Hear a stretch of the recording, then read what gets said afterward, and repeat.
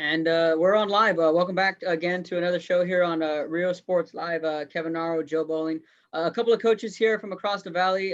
Coach Manny Epperson from Donna, Abel Moreno from San Benito, and a coach Arnold Martinez from Valley View. The RGVABCA all team selection show here is here on Rio Sports Live on Facebook, YouTube, Joe, and Twitter. Joe, welcome aboard, coaches. Welcome aboard. Yeah, thanks for having me, Kevin, and thanks, coaches, for all being here. You know, we were hoping to be streamlining right into the All-Star game right now at this point in time, and but it still doesn't mean that even though there's an All-Star game right now, that these players that went through the season aren't. We're not going to miss showcasing what they did to bring basketball to another level this year in the RGV. So. Coaches, thanks for joining us here. Thanks. Thank you, Coach Joe. Thank you for having us. Thank you for having us. Thank you. Abel, the first thing I want to talk to you about is, explain the difference that you guys had to go through this year in putting this team together. Before it was like, let's all meet at a restaurant, let's get this done, and it was fairly simple. But talk about the process and just getting the teams put together. It was a lot different, Coach, and I'll tell you, Mr. Bowling, it was more of a situation of not only were we trying to make it a streamlined process and a fast process, but we were also thinking about how we could interject some of our members, because in the past, many times, we've only had the board help us do the selection, not for a lack of not extending the invitation to all our members, but more of because just time, time's a hard situation even during the off season. So a lot of coaches have just finished their season when we do selection, and they're busy with families and such and whatnot. So that was going to be a different challenge for us. So we met as a board. We decided on how many people we could interject from our members. We found head coaches that were willing to help us make through the selection process, and then after we did that, we were able to. Put some Zoom meetings together, and it wasn't just one Zoom meeting, but it was actually three. We had and that very first night, it was a tricky night because we started the selection process with boys and girls at the same time, and it was difficult. It was a difficult situation to do. It was time consuming. I think that very first night it took us about 3 hours. 18 to 20 coaches were sitting in front of a screen and trying to decipher just the superlatives for our selection process. And even at that, it was a situation. So we kind of liked the process. I mean, it was a different process for us, and we liked it because many times when you're in a meeting, some person may nominate somebody, and during that nomination, a lot of coaches will get convinced either way with one girl or the other. And in the case of the way we did it now, is more of a ballot process. So all the coaches were able to vote, but we were still interjecting information, chiming in during the process, talking about different girls, we were able to look at the stats, look at the strength of schedule a little bit. And then through that process, we were able to select the teams. And I'll tell you, it was a process. It was a process, and not only was it a process, it was very time consuming. So we had to ask a lot of people to be patient when we were doing it. And so the second meeting was just the boys. We finished up the All Valley selection boys, and then we went ahead and did that another day for the girls. And again, through the process, it was a very, very strenuous process. But Mr. Bowling, when you're trying to pinpoint the best in the valley, I mean, the argument can be made for different girls and different boys, and we have an excellent, healthy, athletic body of kids that come out, and we know they work hard, and we want to do the best job we can to represent them. And so, in doing that, it's not an easy conversation for us. As a matter of fact, it's a very strenuous and long conversation sometimes, and we just want to assure the kids that RGVBCA is doing all we can to represent the best and make the best picture out there. And it's difficult. I guarantee you, there will be people who make arguments either for one kid or the other, but you've been out in the games and you see how competitive these kids are, and they're putting everything on the line. So we want to do the best job we can to represent the best in the Valley. And so it's a process. It's definitely a process for us. Real Mr. Bowling, Arnold Martinez, Valley View. Just to put a little input on that, I know that this is like my first year that I finished up as a member with RGVBCA. As many of you know, that I've been around high school AAU basketball and high school basketball. So when Abel and these guys gave me the opportunity to come over and be an advocate for kids, I took the opportunity because that's what we're about. And I think Coach Abel Moreno and the previous president that's been there and the guys on the board, all our team have done a great job. But when you look at the Valley, and it's almost impossible, you go to different tournaments, you go to different sites, you see so many kids. I'm always the guy that we can't forget. It's hard, man. It feels bad when you leave somebody out.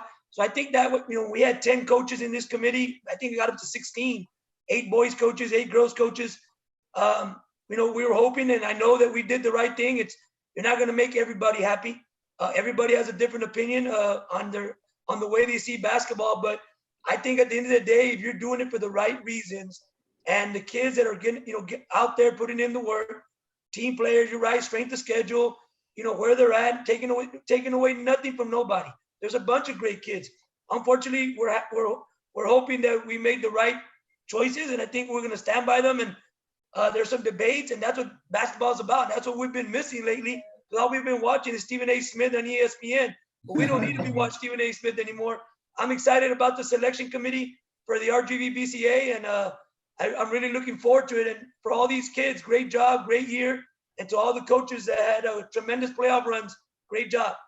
Coach Epperson, let me throw in there, the way I watch basketball evolve here in the past few years in the RGV, we went from a few really good teams with some rather easy pickings to pick some teams when you started looking at all-stars and the quality. Suddenly, this year, you had a ton of outright teams that understood chemistry, that understood players inserted in a role, that allowed a team to get better and better. And so when you start isolating players and saying this player is now considered the best of the best, that becomes a lot more difficult because you had a player that was a defensive specialist, and they were asked on a certain night to guard the best player every night on the other team. And her team succeeded. She had 3 or 4 girls that may have outscored her, other players that got more rebounds. But suddenly that player is just as important to their team as anyone else as far as getting the end result. So did that make it a lot more difficult this year because of the team success and the I don't want to say parity, but just the level of basketball is on the rise across the board? Yeah, it's like that with every team. I mean, you got to have that one person that's willing to give, not really, sacrifice their scoring to be able to guard somebody and take it upon themselves to, I'm going to shut them down. And, when the rest of the team sees that, the rest of the team buys in.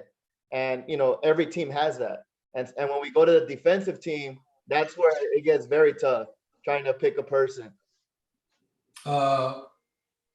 Just one thing, Coach, Mr. Bowling, before we go forward, I just want to, as Coach Arnold just alluded to, we know the process isn't perfect, and we know there's a lot of coaches in there that we love their input, but they have very busy lives. So I just want to announce here on Real Sports Live, and we were looking forward to having that Real Sports Live All-Star game, and we thought it would be a great event. Unfortunately, the situation with the pandemic and COVID-19, we weren't able to do that. But one thing I've been trying to do as president, and I've told all my colleagues and all these guys on the board that we want to provide the best picture. We know that out there's the all district selection, obviously, and then the all metro by the newspapers, right? And so this should be the showcase of the Valley. This is the best of the best, right? But in doing that, we can't have the best of the best if we don't have all the coaches chiming in, putting in that input that we need to get the clearest picture possible. So going forward, and hopefully by next year, Mr. Bowling, maybe we'll have a chance to get on your show again and just let everybody know that we're hoping to get the whole lot of the membership, which includes close to 100 head coaches in the Valley, to be able to do an electronic ballot for this very All Valley selection next year. and we're working on that currently with a lot of people are helping us through our website and other ways. So we're looking forward to launching that next year. So this year we were able to get 20 coaches to input. Hopefully next year the whole lot of our membership will be part of that, and we're excited to introduce that next year. So we're hoping to see that happen next year. So we'll be looking forward to that. Sounds good. I appreciate again you guys all joining us here. And I know trying times. We're sitting around the home, but that doesn't mean we're not busy. And sometimes I feel like we're even busier. The day goes by faster, it seems to me. I thought they would just crawl by, but we're blinking our eyes, and it's between 10 and then it's noon, and then it's 4 and 5, and then this show was here in the blink of an eye. So I appreciate you guys taking the time to showcase these athletes here with us. Coach, you want to get into the teams first on the girls' side? Yes, sir. Let's go for it. All right, let's bring this screen up here and show the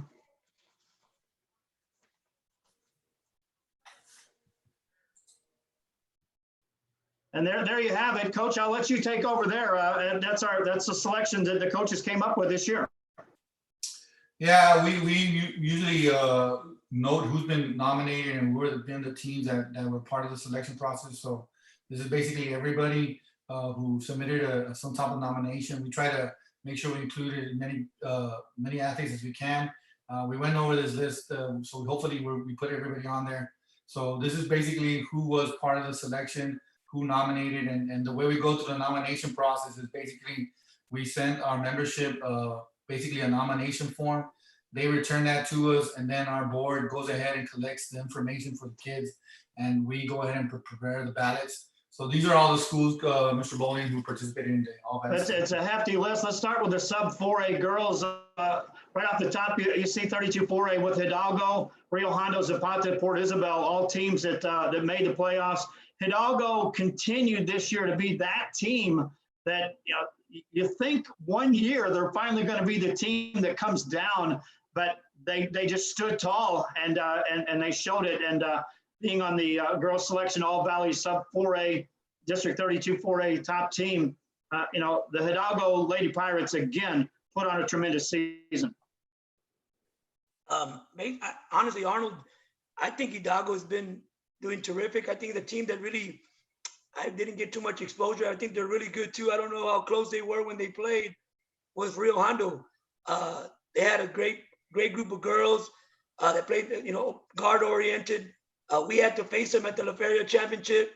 We hadn't really seen them, but we've always wanted to see how we matched up against some guards that we had seen throughout the tournament. So I was very impressed with Rio Hondo.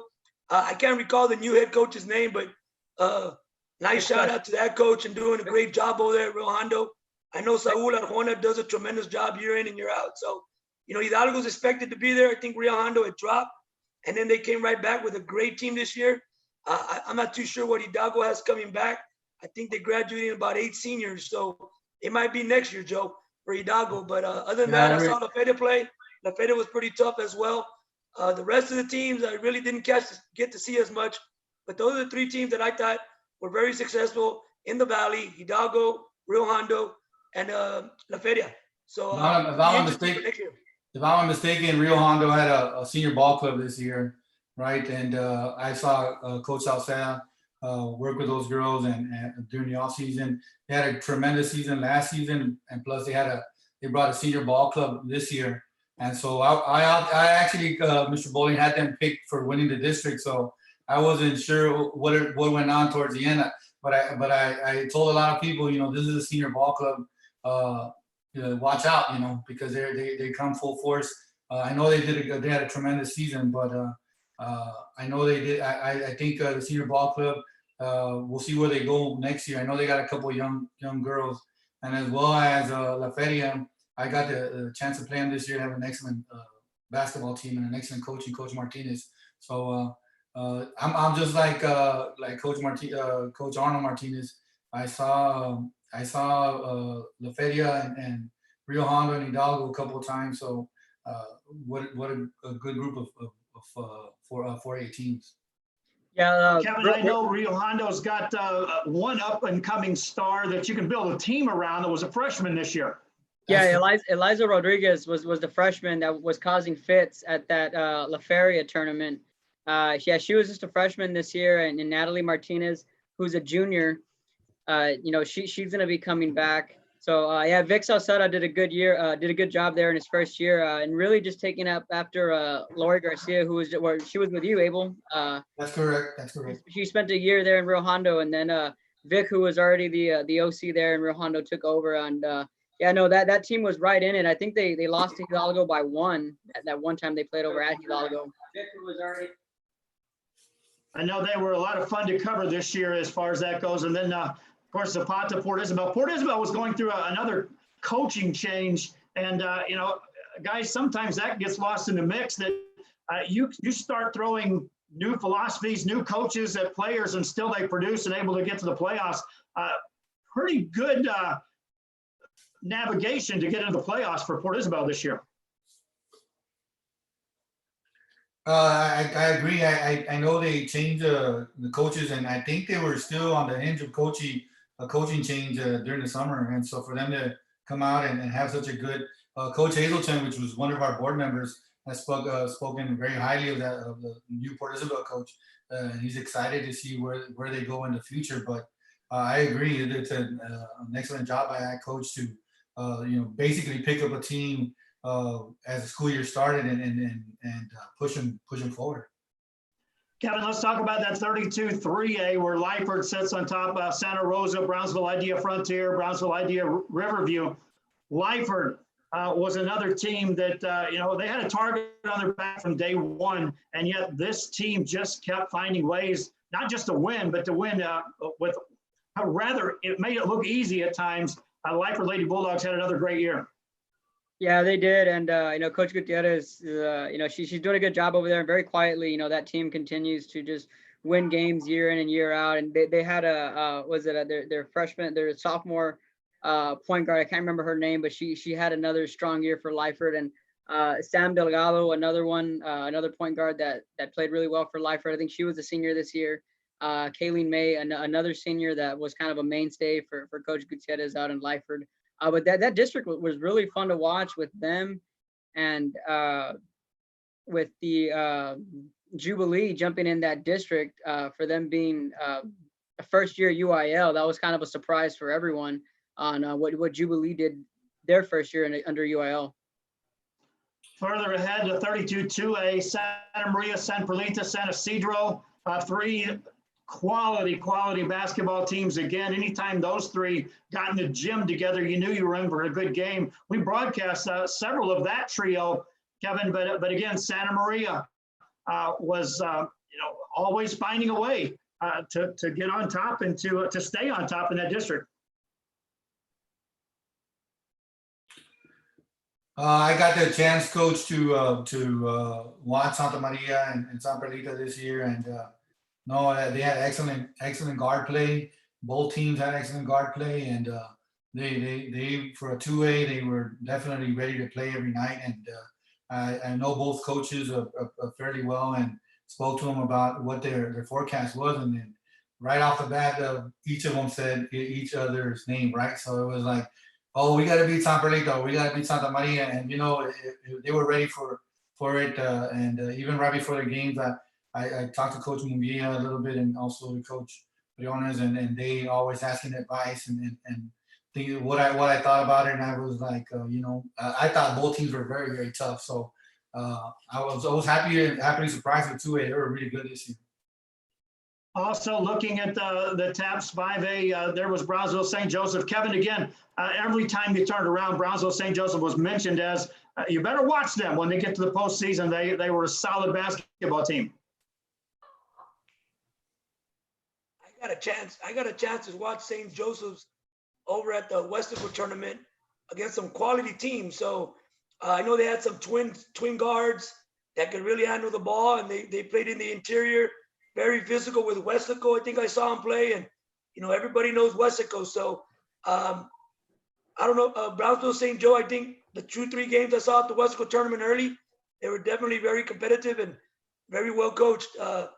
I really don't recall how far they did go in their postseason. I know they go right to San Antonio with that private school, but very impressive team. I don't know how young they were, and if those two twins were underclassmen or seniors, but if they were underclassmen, they're going to be pretty good next year. Well, they'll be good. That's another just solid program. And again, that TAPS, when you get into the first round of playoffs, it's an equivalent at times of a third round playoff game for teams in those other districts that you see there. Let's switch gears and go to the All Valley 5A girls selections. And wow, what a list there when you take a look up and down that one. Let's start with 31 5A, guys. I'll go ahead and go first on this one. I know that that's the district that we faced opposite of each other this year. I know that the previous year I was with Rio Grande City and Pioneer when we were in the Laredo district before the previous realignment. Pretty impressive. If you think about what they did this year, I don't know if you recall last year. If I can remember clearly, I might be wrong, but I think District 32 5A girls swept 31 5A. The previous, I think this year, they beat us 3-1. You know, so tremendous job to Coach Villarreal over at Pioneer. Ralph Cantu over at Mission Veterans. He kind of went out on a bang on us, you know. So he went on to retire, and then I think Rio Grande City got second, and that's something to talk about later. That's a guy that year in and year out. I mean, you always think Rio Grande City, why take the drive out there? But this guy's been producing some good talent out in Rio. Of course, I'll go back to Mission Veterans. They got third. And I think their fourth place team, if I'm not mistaken, was PSJ Memorial. Now, we played PSJ Memorial last year and early this year. Coach Marisa has done a tremendous job. We played them early in the year when she didn't have her big girl. And the talk that I hear from those coaches in that district and teams that played, that girl was something else to guard and defend inside. She didn't play against us. That probably would have really helped them out too and give us more problems. But all my respects goes out to District 31 5A. Even the other teams that are down there. I saw Sharyland, Coach Monica Mesa. For some reason or another, we played them like 3 times this year. And every game, it was, they just played hard. She coached them well. I got to give them credit. Even when you thought, what happened to Sharyland, they brought a lot of fight. And I know they continued that fight in that district, so I really didn't get to see Southwest that much. Roma, I saw them a little bit. La Jolla Palmview, I think they're in a rebuilding stage because La Jolla Palmview, Coach Anissa Reina had done a great job over there previously for 2, 3 years, 4 years. She always had a competitive team. She might be on the drop. She'd be fine. But other than that, District 31 5A really played some real good basketball this year. Again, congratulations to Coach Villarreal at Pioneer and being the coach of the year out there. Congratulations over there. How about that 31 5A? That was a district that if you got out of there, you were playoff ready because nearly night in, night out, you were playing a playoff type basketball team right out of the gate. That's what I was about to say, Mr. Bowling, is you look at that list in 31 5A. I mean, the teams are tough, every single one of them. I played a good majority of them this year, and man, I'll tell you, you see them early in tournaments and stuff, and then everybody's kind of getting their feet down in tournaments. And I know I played Rio Grande City and Sharyland early in the year, and they had young clubs learning how to play, and so when the end of the season comes around, and I'm most surprised with Rio Grande City when I played him. I knew he was really trying to get him going, and he knew he had youth, and he was trying to get that team to turn around and go to the right way, and to see where he took him. Shout out to Coach Valenciano, did an excellent job out there at Rio Grande City. I'm really excited for where he's taking that program in the next couple of years. 32 5A, you're setting Mercedes, Brownsville Veterans, Brownsville Pace, Ed Calciosa. Valley View coach, again, you're on with us, Coach Arnold Martinez. Kudos to your program and the step they took this year. That is a story in itself, and we can have a complete show about just how that came about. That wasn't by mistake. That's been something that's been coming all along. And for you guys to finally reach that mountaintop, kudos to you. But talk about that district as well, because there was a lot of competition up and down. Yeah, thank you, Joe. Appreciate that. Remember, a lot of that success, it comes with our village. I have to say this all the time, especially because we're on we're live on Real Sports Live.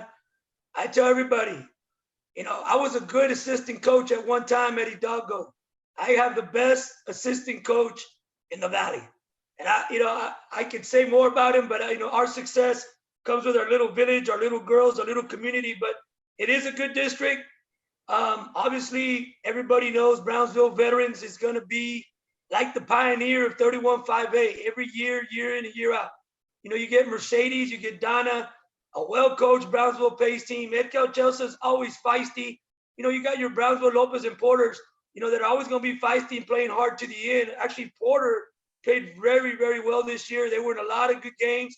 My respects goes out to Coach Smalls over there at Porter. Coach Richardson over at Ed Couch. He went down fighting. He made the fourth spot. Third place obviously went to Mercedes. Donna, I mean, of all the teams here that I felt, in my opinion, should have made the playoffs was Donna. But I mean, that's just me. They're well coached. They have a good team over there. A bunch of young girls coming up. And of course, you have our girls that put up a season to remember for second place and represent 32-5A. But it came with a lot of obstacles and a lot of bad days and crying and torture over the last 3-4 years. And I just think that finally we got our girls to buy into something special. Even to this day, my girls that are watching out there, I know that, they got their Google Hangout assignments. They got to go to work. Brownsville Vets, you look at Brownsville Vets and everybody could tell you, 14-0, they should be the best team in the district by far, and they were. They deserve all that credit. They're well coached. They have had a great program over there for many years. I'm just proud that the two times, the one time we played them at home, that it was a great game till the late 4 minutes of the fourth quarter when our girls put up a good fight. And we represented District 32-5A very well. But the Queens of the Court, obviously all the credit goes to Arnold Torres and the Brownsville Veterans Lady Chargers. They did a great job. Great team all year long, played in some tough tournaments. Great district. I'm going to leave the district now. I feel bad because I met some good friends and some good coaches, but I want to wish those guys the best of luck, anything they need. But now it's time to move on to district, I think it's 31-5A, so that's going to be another monster. We'll talk about that later. But that certainly is. I'll say one thing about that Brownsville Veterans program. We were there during preseason. We were there early for a volleyball playoff game, and no joke, there were 60 girls working out in that gym, vying for positions, and you couldn't tell where the varsity started and where the JV and the freshman teams were at. That you talk about programs, there's enough excitement there just in what I saw preseason that you get that many athletes out there working and trying out for teams. Makes your job a lot easier as far as, well, you got players wanting to play. Exactly. I mean, obviously, you're telling me that, it makes me feel a little bad, because we probably had 30 girls try out for our, program, and we only had 20 to finish the year. So, again, that's a program like Sherryland Pioneer, Mission Veterans that has been established. Those are things that teams like Valley View and myself, obviously, we want to emulate those type of teams, eventually down the road, if everything goes well, and the girls buy in even more, and the confidence comes even more. We try to emulate teams like McAllen Memorial, Westaco, Harlingen, Edinburgh, programs that have been established and got built by their coaches, or they've been there consistently every year. Again, Coach, we appreciate the coaches that are joining us. I want to answer one of the fans that had chimed in on a broadcast asking where the girl coaches are on the panel here. And just because they're not on our show doesn't mean they weren't involved in the selection process for this. We just happened to try to hone it down. We could have had a ton of little boxes up there with 10, 12, 15, 18 people on screen at the same time. But again, Coach Abel Marino, girls coaches were heavily involved in the selection process for this RGVBCA Girls All Valley selection.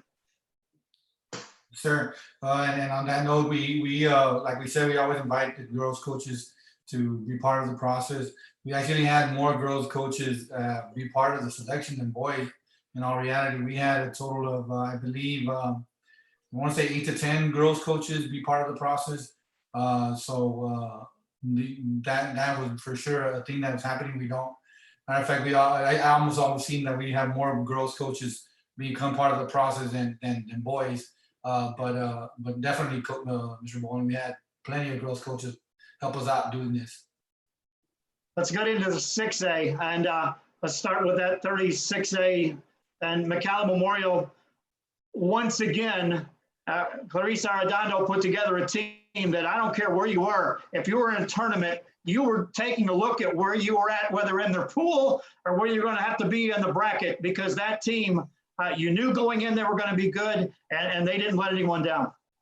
Yeah, I definitely chose them number one in Valley at the very beginning of the season. I thought they were going to be with Talamantes and with Battery. I thought that 1-2 combo would be definitely too difficult to deal with. I honestly did pick them number one, and knowing that Westlake and Edinburgh are always tough, and Harlingen as well. So, but I definitely knew Coach Wanda would do a great job and probably would repeat as a district champion. So I was excited to see what I saw play a couple of times, and I thought they're definitely a really good team.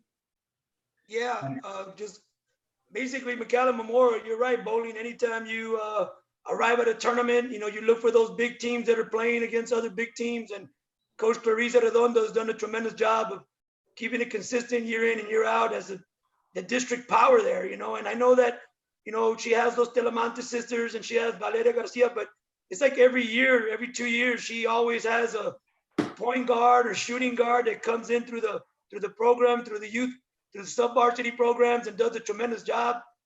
She's done a great job there. I mean, Coach of the Years, all respects to her, but, there's always a guy that, comes in from the other district, like Randy Bocanegra, that it's amazing to watch his teams play. You're trying to figure out, do I want to be like Harlingen, a pressing team? You want to be like Clarice, you got 2-3 girls and let the horses go? Or, you want to be like Randy, just shoot the ball, So there's a lot of different coaches in this district. Obviously, you look at McAllen Memorial as the 1 seed, and you probably had PSJ North, I would say, as the 2 seed there. I know Nikki Rowe got the 4 seed, and I would think that, was it McAllen, or I'm not too sure how they fell. I know Memorial was 1, PSJ North might have been 2, Nikki Rowe was 4th, La Jolla was 3rd. Now, again, La Jolla, you want to talk about basketball and making sure somebody gets a little bit of exposure and recognition. That coach over there, La Jolla, great job. They had a girl named Melody Renteria from 1 spring to 1 summer. I mean, obviously everybody would have probably chosen La Jolla in the past for Parents' Night. Not anymore. This girl has really helped that program. La Jolla basketball was back this year, had probably disappeared for a long time. But the guy over at La Jolla, Juan Garcia, I believe his name is, he's done a tremendous job over there. Of course, you got McAllen, Stephanie Cantu, they took over a program there she's probably in her 3rd, 4th year, getting ready to change that program around. Mission, Coach Demmer's wife. I remember her back in the days when she was up in San Antonio, and I was an assistant at Hidalgo, and we ran into him in a big playoff game way down the road before we got to state in 2009. So there's a lot of good coaches in this group. Again, congratulations to Clarice for doing a terrific job in District 36A. Going from 36A to 31-6A, take a look at that lineup. If you put someone above Weslaco, that means they put together one terrific season. And indeed, the Edinburgh Lady Bobcats worked through adversity, by the way, and were just an outright outstanding basketball team to cover as far as the games we got to broadcast this year. Oh, definitely. I got to see Coach Salinas' team, and I definitely thought that, just looking at the team, you're a little bit in awe with the amount of height he has on that team, and the physical play and how well they play. I always tell the coaches the depth of the team is also there.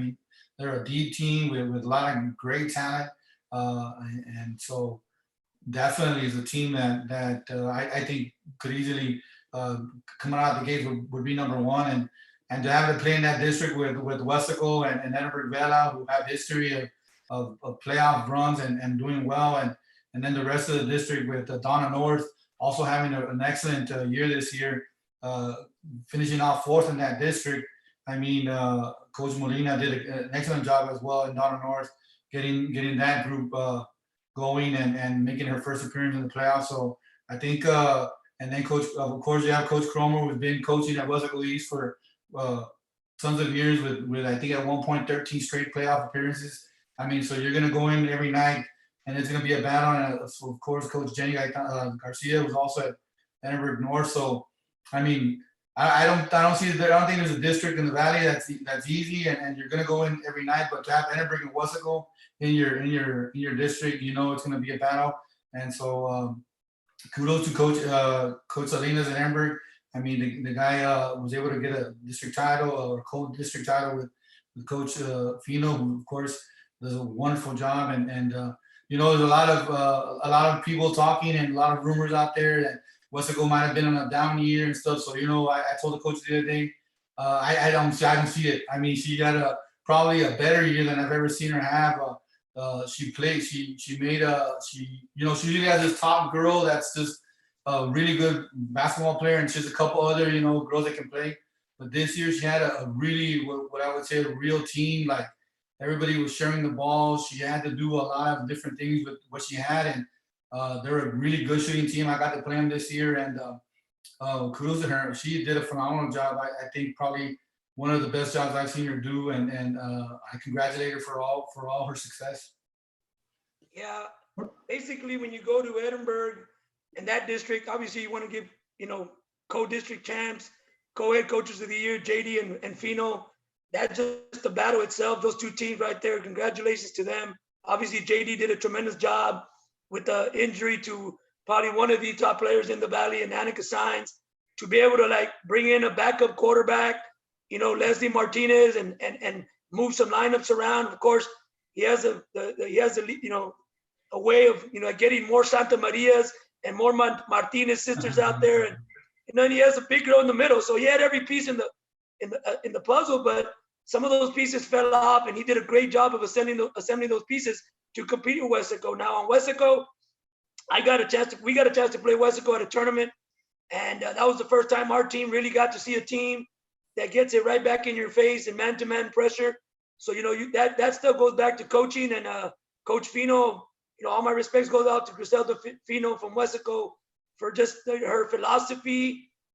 You know, you want to talk about they're going to be off this year? No, I think Wesco just reloads. I think their JV team, their freshman team, they're just waiting for their turn. You know, so you know, great job over there, Coach Lottie at Avella. Great job with what you did, and congratulations to Donna North. You know, finally coming through and getting in the playoffs. Yeah, again, Wesco, if someone wants to define Wesco as having a down year, they better look at how they're defining that, because a down year for Wesco isn't down in comparison to other teams. 32-6A, where Harlingen took around and saw Harlingen South meet him with a defense that I don't think many expected Harlingen South to hit them that hard defensively. Los Fresnos had a tremendous season. This district 32-6A was a lot of fun.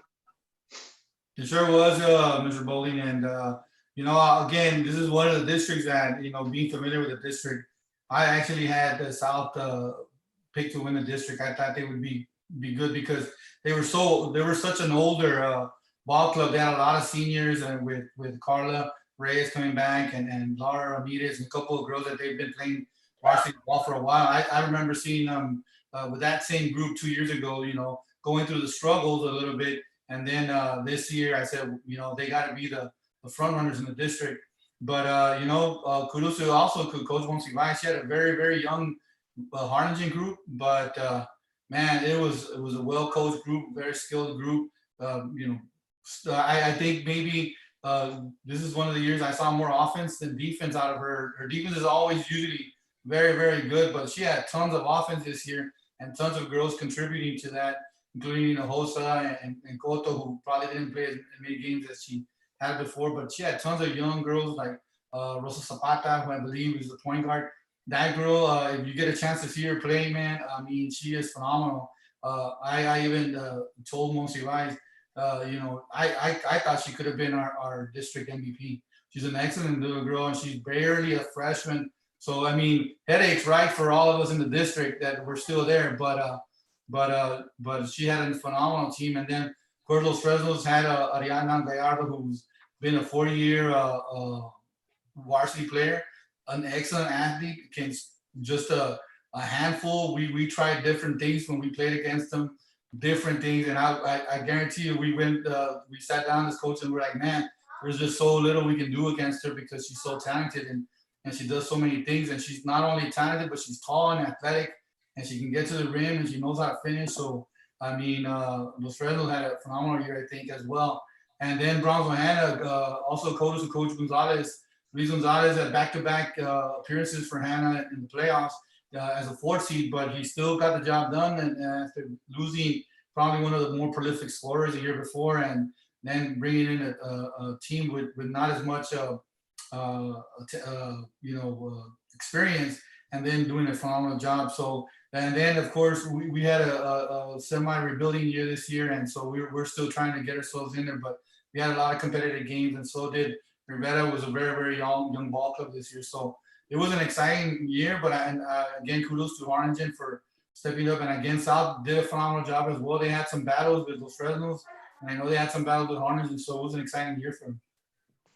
I know I said this many times during the broadcast of our coverage of Harlingen, that if on paper you were looking at a team that if you want to beat them, this year might be the year to get them, because on paper the next couple of years they've got a wave of talent to add to what was a young team this year.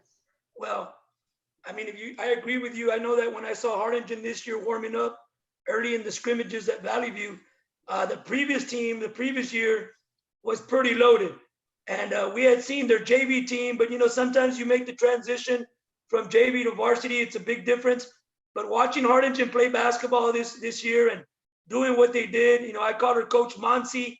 She was my coach of the year, obviously, with what she did with some very, very young talent. They're going to be very scary for the next 3 years. If you're in their district, well, there's nothing you can do. If you're trying to avoid them, don't go to the same tournaments that they want to go to. You can, call her. But if you want a good game and see where your team is going to be, where your team's going to be by district or early and non-district, try to schedule a game versus Harlingen. They're going to press you. She does a very good job, very up-tempo. You go to Kelly Garrett, Los Fresnos. Kelly Garrett at South, like Coach Moreno said, she had a senior ball club. We got to play them too. We stayed with them for a half at home, and then their defensive pressure just picked up in the second half, and our girls were learning. So that's just another great team there. Coach Kelly Garrett did a tremendous job at South. Coach Rebecca Valdez, I think she's one of the young coaches that's tremendous, that's coming up. And as some of us older coaches are probably on their way down, Coach Rebecca Valdez is going to be doing a lot of good things there in Los Fresnos, and I'm so proud of her because I know her since she was young. She used to play with me on my AAU team many years ago. Congratulations to Hannah. I believe they made the 4th spot. So again, it's a competitive district, tough district, but my kudos and all my respect goes to Harlingen and Coach Monsi. All right, let's switch from teams and let's go into players. And again, difficult times on trying to select the best of the best players. Also, I want to give a shout out. I didn't see them on the list there. This again talks about we're trying to put all of this together from a long way away and getting lists. Brownsville Jubilee isn't listed on 32, but on the sub 4A, don't kid yourself. Brownsville Jubilee had a terrific season in the first year ever in UIL competition. Guys, let's go to the individual players, and I'm going to let you guys take over this because this was, again, a difficult decision at best. If someone gave me a list and said, hey, pick the best, I don't know how you guys pulled this one off. This had to have been a long meeting. Here we go. You want me to go, Abel? Go for it, Coach Arnold. I mean, are we going to start? Well, basically I'm going to go right into the RGVBCA sub 5A, All Valley first team and All Valley second team. Obviously, if you look at the teams that we talked about earlier, you talk about Hidalgo, Rio Hondo and La Feria. There's some, like again, Coach Moreno mentioned earlier, San Isidro, San Perlita, Lyford had a lot of great talent. So, at number 1, here we have Elisa de la Peña from Hidalgo, Damaris Bermudez, sophomore from Lyford, Kayleen May, senior, Lyford. Yamilet Limas, senior, Idea Donna High School. Karima Rojas, senior, San Perlita. Megan Kinney, senior, San Perlita. I think that's, give me a second, I need my glasses. Soleil Garza. Tolia Garza, Hidalgo. Bianca Cantu, Santa Maria. Carolina Carvajal, Hidalgo. Julissa from Brownsville, Jubilee. That's the first team. Obviously, I got to see Hidalgo play, because they're so close to Valley View. We know some of those girls. They had tremendous talent this year. As you could tell, it speaks for itself on the first team, All Valley. As we go to the second team, we have Samantha Delgado from Lyford, Jordan Garcia, San Isidro High School, Trista Solis, Hope Homeschool, Claire Briones, Santa Maria High School, Melanie Salinas, Hidalgo High School, Elia Garcia, San Perlita, and then we have Lainey Zamora from Raymondville, Lydia Torres, Idea Donna, Abby Cortez from Idea Donna, and the last one would be, I believe it's Maritza Welton, Idea Donna. That was our selection. I know that, we have coaches like in our committee that play schools down there in the 2A, 3A level. So they had some fair representation based on the amount of nominations we got. But as you could tell, I think Hidalgo High School did a great job representing the All Valley first team in sub 5A, and they should. Every year in and year out, Coach Arjona does a very good job. So he has a lot of representation there. Good job, Hidalgo. Yeah, and of course also Lyford. I heard Blunt. I never saw Lyford play. I'll be honest with you this year, but we had tons of coaches talk about Lyford athletes, and so we heard a lot about Kaylee May and Damaris Bermudez about how they were doing very well. And as well, like I said before, I did play San Perlita and Santa Maria, and both those girls that are on there, those three girls that are on that first team, excellent basketball players. So I think we did a good job with figuring that out, especially because a lot of those kids on that first team were kids that were part of the playoff run. And so, of course, you're going to have them represent the first team. I'll go over the 5A girl team. The first team, 5A girls, Victoria Gonzalez, senior, PSJA Memorial. Mika Vento, senior at Mercedes High School. Nara Jimenez, senior, Ed Telsa. Lizzie Garza, senior, Brownsville Veterans. Jimena Munoz, junior, Valley View High School. Alyssa Reyna, senior at Rio Grande City.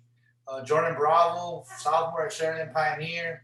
Yvette Valladares, sophomore at Donna High School. JC Prado, freshman, Valley View High School. Sofia Espinosa, senior, Brownsville Pace. And Kaite Esquivel, sophomore at Brownsville Katie Esquivel, sophomore at Brownsville Veterans Memorial. On the second team, we had Marissa Jones, a senior, Sheridan High School. Carly Hornaday, junior, Sheridan Pioneer. Alexis Ortegon, senior, Valley View High School. Alexia Hernandez, senior, Sheridan Pioneer. Carla Garza, senior, Sheridan High School. Isela Perez, sophomore, Donna High School. Emily Lopez, sophomore at Rio Grande City. Priscilla Garcia, senior, Brownsville Pace. Mallory Noriega, junior, Mercedes High. And Celine Gonzalez, a senior at Mercedes High. Our honorable mentions were Leila De Leon, senior, Mission Vets, and Natalie Reyes, sophomore at Sheridan Pioneer. And I got a chance to play a lot of these athletes this year against them, and I watched a lot of them play. And kudos to our very own Arnold Martinez here.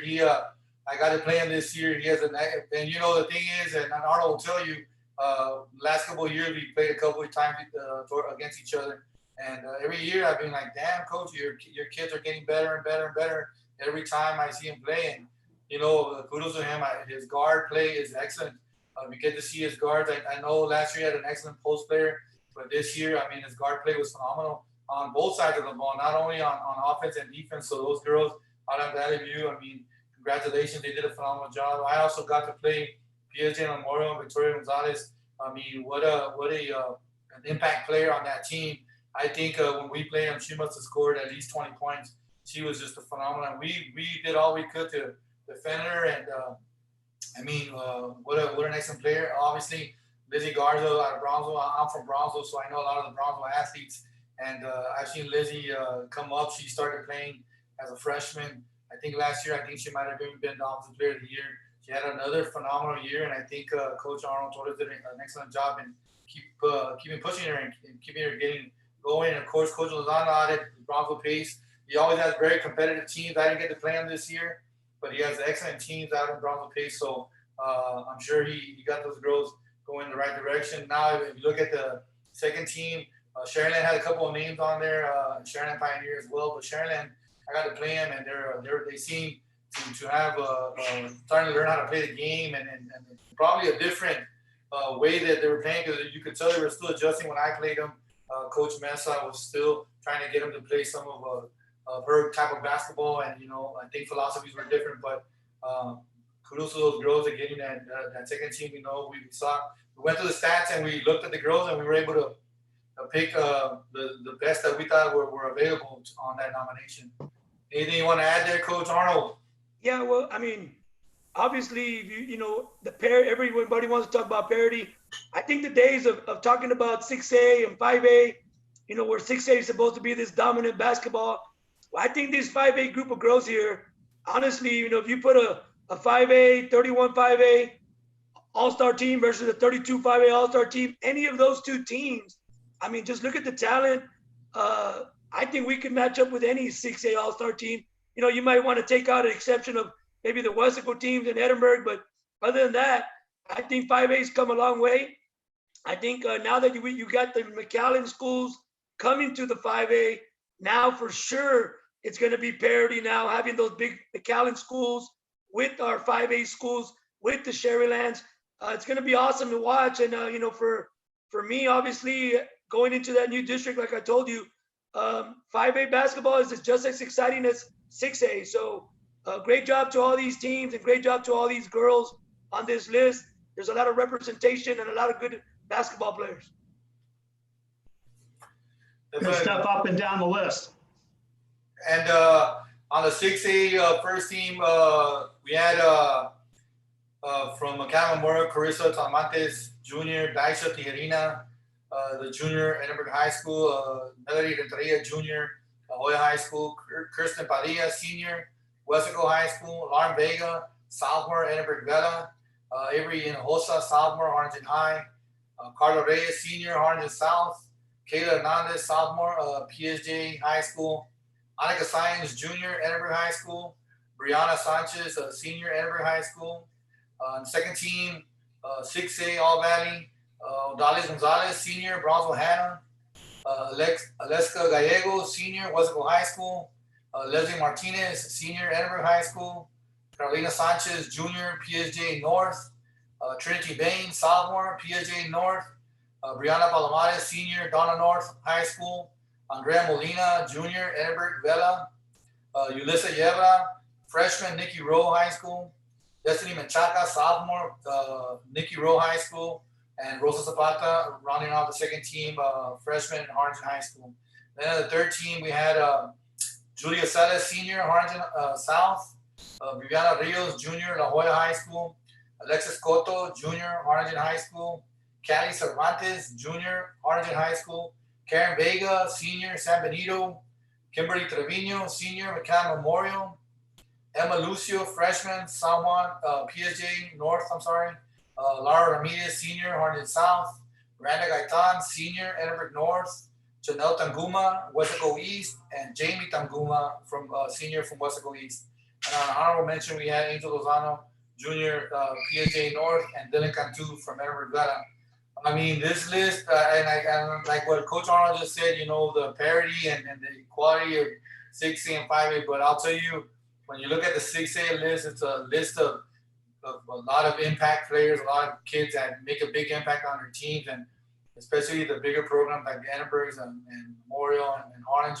The girls are on here, and as well as PSJ North, well represented, and an up and coming team, because I know they've had a couple of the struggles in past years, like Nikki Rose. Nikki Rose did a phenomenal job this year, and I can only see them. I know they're a young squad, and I know that they'll be up and coming the next 2-3 years. So I know Nikki Rose going to 5A, Arnold, and it might be a little bit of a competition now, but I mean, the list is phenomenal, and we have girls, of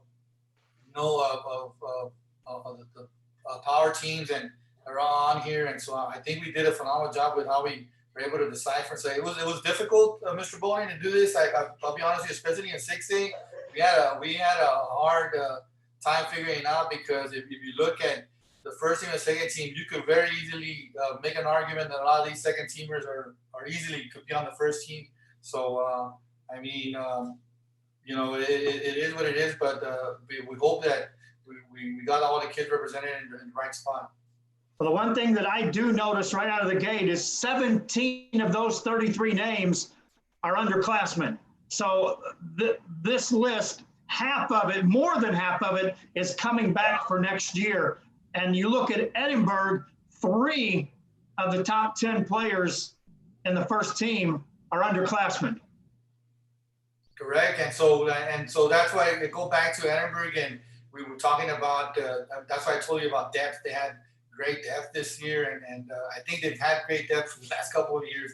But more now, I think the talent is deep, and not only is the team well coached and has good talent and well skilled, but the depth is there, and so you see it out here on the teams, where a lot of these teams are, like Edinburgh's and Oranges are well represented because they do have a lot of depth. Good stuff. All right, let's go from the All Valley teams, and let's get into some elite individual. And again, if it was difficult putting these lists together, when you start drilling it down to the best at the top of this list here is by far an extremely difficult list you guys had to put together. Oh, definitely. I think it was probably one of the hardest things to do, and especially I'll tell you with the sub 4A, because there's so many different teams and a lot of kids that we're not completely familiar with, so we had to rely a lot on other coaching data to get the right teams. So I'll go over the list here real quick. RGVBCA sub 4A All Valley. Our most valuable player is Savannah Sanchez, senior, Hidalgo Early College High School. The offensive player of the year was Yasmin Cantu, senior, out of Santa Maria. Defensive player of the year, Mia Varal, sophomore, San Isidro. Newcomer of the year, Mariana Espinosa, freshman, out of Bravo Jubilee. And the coach of the year this year was Saul Arjona, Hidalgo Early College High School. And I mean, if you look at the list, we were amazed not only with the list of sub 4A kids that were playing at a very elite level, but just the points per game, the amount of things they were doing and contributing to their team, it was phenomenal for a sub 4A. Like going back to parity, I mean, some of these kids could very easily play on a 6A team and provide the same type of impact that they're providing now for a sub 4A. I mean, obviously you got to look at Savannah Sanchez. I mean, she's one of the few probably that could compete in the 5A and 6A. She did a tremendous job. She's 5 foot tall probably, man, but she's a feisty player, great point guard. I think she's been on the varsity for 4 years over in Hidalgo with Saul Arjona. So, that's an obvious pick for most valuable player. Obviously, I think she could easily be, in the talks with some of the 5A girls and 6A girls. Great job to Savannah Sanchez from Hidalgo, and a great job to the offensive player of the year, defensive player of the year, newcomer of the year, and Coach Arjona over at Hidalgo. Now the RGVBCA 5A All Valley Players of the Year. Our most valuable player was Ronnie Cantu, a senior out of Mission Vets. Offensive Player of the Year, Katie Flores, senior, Mission Vets as well. And Defensive Player of the Year, Daniela Garza, senior, Valley View High School. Newcomer of the Year, Melanie Lopez, sophomore, Rio Grande City. And our Coach of the Year was Gus Valenciana out of Rio Grande City. Again, another group of kids out of the 5A, and there was tons of kids we considered for these awards, and we did have to ballot, and we did have to go through the process because a lot of these selection was very tight. I mean, it wasn't like somebody was running away with everything. Maybe for the exception of Ronnie Cantu, I think a lot of these kids were fighting with other kids, but after the ballots were done and we selected, we went with what the coaches went with, and this is what we ended up with. But if you look at the list again, and even the coach Valenciano, who did an excellent job out of Rio Grande City, you can see how difficult it was for us to select them. But congratulations to all these kids, including Coach Valenciano, on an excellent year, and some of them have some couple years to come. You know, RGVBCA, I mean, 5A All Valley Players of the Year. I mean, obviously, Ronnie Cantu, you know, over at Mission Beds. I'll be the first one to tell you, Kaylee Flores, Mission Beds. You know, I heard a lot of coaches talking about, you know, how can these two girls on the same team, you know, be getting all these accolades or talked about so much? Well, you know, Ronnie Cantu, obviously she's the daughter, everybody knows of Coach Cantu, and she's been in the gym since she was 4 years old, probably. You know, so you know, we had a chance to play them this year. Unfortunately, you know, I got to see two great offensive players in Kaylee Flores and Ronnie Cantu in our bi-district game at Mission Beds. You know, so I think they're well deserving of it. They showed it against us. I'm not saying that we're the best team in the valley, but defensively, we did everything we could, and we put a defensive plan for those two girls. And you know what? At the end of the game, they came up. They came out ahead of us, and they're two good players that represented the 5A All Valley, with most valuable player Ronnie, offensive player Kaylee. You go to defensive player of the year. Obviously, that was my girl, Daniela Garza. She's been in my program for 4 years. So this is the way I explain this to everybody. Almost 4 years ago, we were in the Laredo district when she was a freshman and sophomore.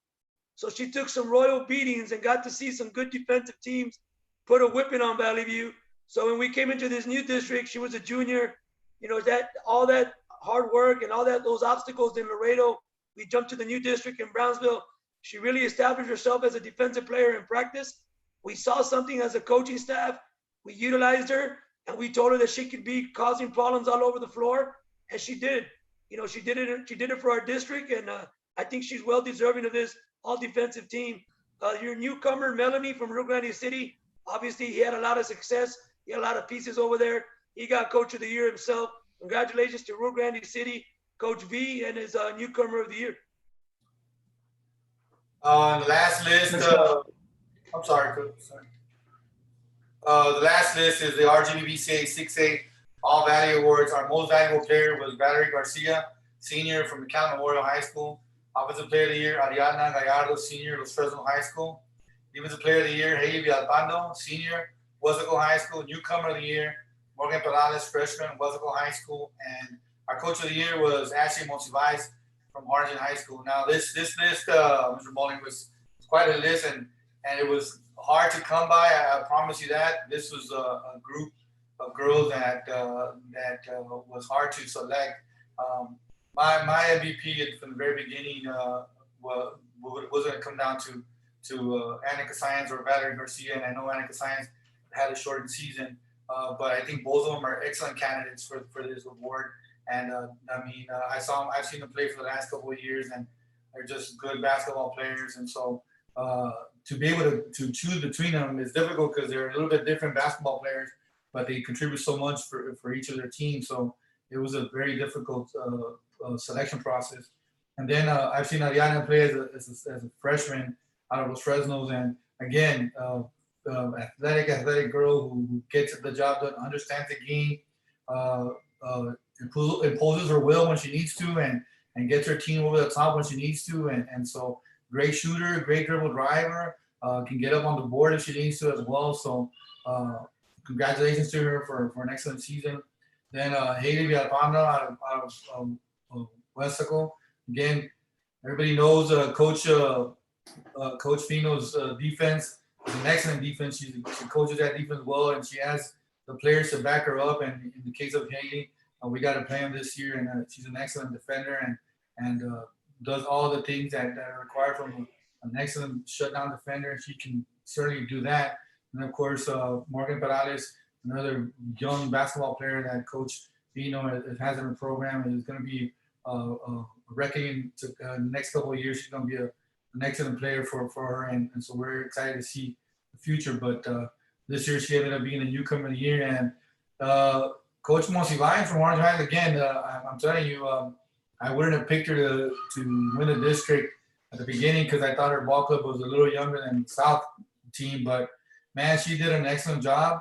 And if you had the opportunity of playing Coach Monsiváis out of Harlingen, she wasn't playing her first team the whole time. I mean, she was rotating those teams, and so she was using a lot of different girls and using all their strengths and being able to do that is difficult. We have such a rotating lineup, so she was able to figure it out and still do a great job. So I'm proud of her, and I think she's done an excellent job. Also, congratulations to Ashley. Okay, let me finish with this on RGV. You know, there's two girls there that obviously there's probably a few that we could talk about, but these two girls in particular, Valeria Garcia, Michaela Memorial, you know, the MVP. When you talk about a girl that can score at will, she can impose her will, and she's just a tremendous athlete. I think you talk about her at MVP. I think Ari Gallardo, when I saw her play, you could just tell, you know, she stands out more. You know, she has the ball in her hand. She can shoot the three. She can get to the bucket, and she can create for others as well. These two girls, I believe, could have gone 1 and 2 or co. Unfortunately, we don't do co. But I just think both girls are well deserving of it. Two great seniors. You talk about those two offensive players that can probably score at will on anybody. Then you go to Defensive Player of the Year. Probably the one girl that could shut down any of those two girls. She was tough. That girl, when I saw her in that Wesco uniform, you know, watching her get after it, again, like I told you, I faced Wesco.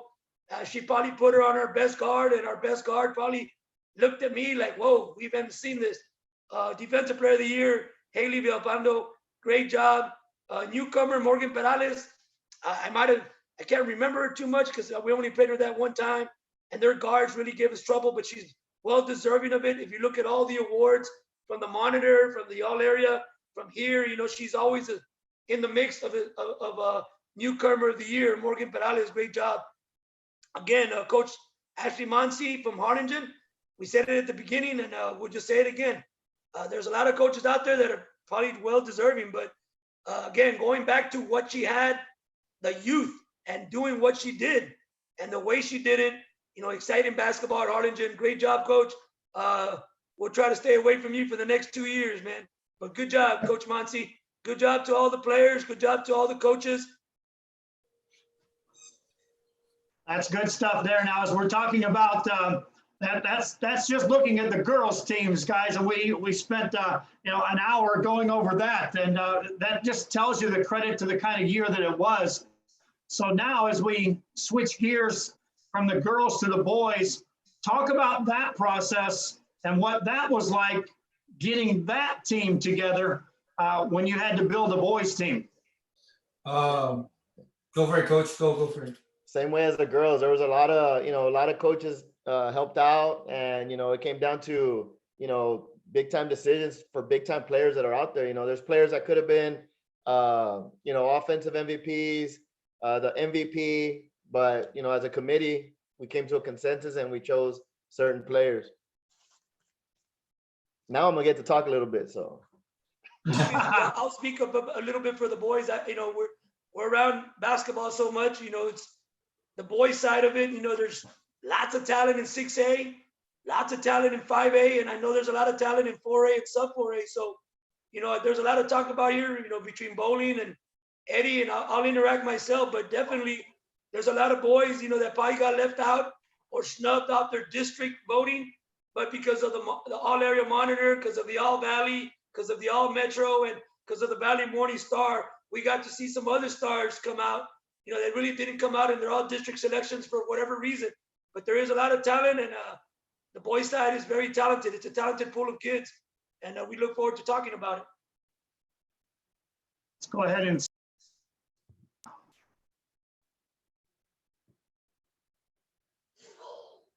share the teams, and we'll get right into that as well. And I believe that one is set the way they finished in their respective district. All right. That being said, there it is, guys, and let's tear off on this boys selection. All right, Hidalgo, you know, Gus Sanchez always has them ready year after year to get going. I mean, I know it's gonna hurt a little bit, you know, losing his son. But other than that, I mean, Rio Hondo had a good year. So did Port Isabel. And I mean, those are the only 3 teams from that district that I got to see play. But, you know, they were good teams, all 3 of them.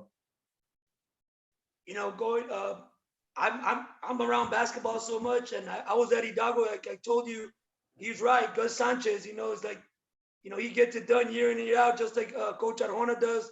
Always has a good kid and a good system. You know, Coach Gus played for Jaime Gongora. You know what Jaime can do with whenever you give him a player or 2 that can really shoot the rock and handle the ball. And he had his son this year, did a tremendous job over there. I think they got 3 rounds deep, might have got to the regional. I'm not too sure, but, you know, all respect and kudos to Gus Sanchez and the Hidalgo boys team. The one player I did see, I was very impressed with, I think it was Port Isabel. Port Isabel boys, every time I ran into them in a tournament, I just wanted to look at that team because I got a couple of friends on the island, and you know what? They got a good group of kids, and they did a great job as well.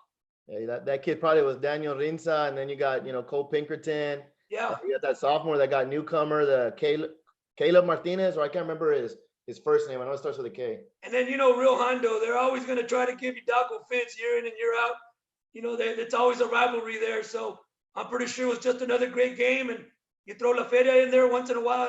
I just don't know what they did this year. But I know Rio Hondo was in the mix there, trying to fight with Hidalgo. Yeah. There was a group of players involved in all that 32-4A. You know, you talk about some elite players that played together during the summer, and we could go on 3 or 4 shows and talk about work done in a normal off season. I'm not sure what this summer brings, but in a normal off season, players from Hidalgo, Rio Hondo, Port Isabel, Raymondville, all playing, La Feria, all playing on a same team with each other during the summer. So then all of a sudden you put them in a mix as a good basketball team with familiarity with players that are playing. It set up some great broadcasts of some of the games that we had there at the 32-4A level for certain.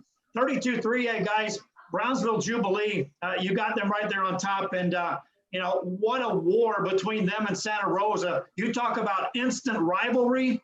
The Santa Rosa Warriors found out who Jubilee was, and I don't think anyone expected Jubilee to challenge for a district title right out of the gate, but yet there they are. Yeah, Jubilee challenged Santa Rosa. If I'm not mistaken, Jubilee, I don't know how far they went in the playoffs, but I know Santa Rosa might have gone 2 rounds deep. You know, they might have been young, so that might have had something to do with the, you know, the playoff jitters at the beginning, but they're going to be a force to be reckoned with in the next couple of years. Again, looking at, you know, the sub 5A selections, you know, anything else stand out there in the 3A before we get to 2A, because at 2A, the San Polito Trojans, again, were a team that if you had them in a tournament, and I know a lot of guys were looking to insert them in tournaments, and a lot of guys wanted to play them just for the style and the athleticism and the shooters. That 32-2A certainly was entertaining, and Santa Maria didn't back down from that Trojan team in 2 back-to-back broadcasts that we had on Real Sports Live. Yeah, San Perlita year in and year out, both teams, San Perlita and Santa Maria, year in and year out, they're always battling for that district title, you know, and this year, you know, kudos to Coach Briones for, you know, getting to the regional semis, you know, and just coming up a little bit short to get to that regional final. If, you know, if Johnson, you know, doesn't get hurt, there's no telling. They might have met in the regional final to get to state. You know, that's how good they were playing at the end. Yeah, I think both teams, Santa Maria, again, Coach Briones from day one, you know, and I think it started with the Santa Maria team this year with the football players. The basketball players all decided to play football and get a lot stronger, a lot quicker. And, you know, we could talk all day about strength and conditioning and what that does for a basketball player. But that Santa Maria team certainly made some noise. Let's get into the 5A on the boys selection. And guys, here again, there was some quality basketball played here at the 5A level. Sheridan Pioneer, you know, won the district, got to the regional semis, almost got to the regional final as well.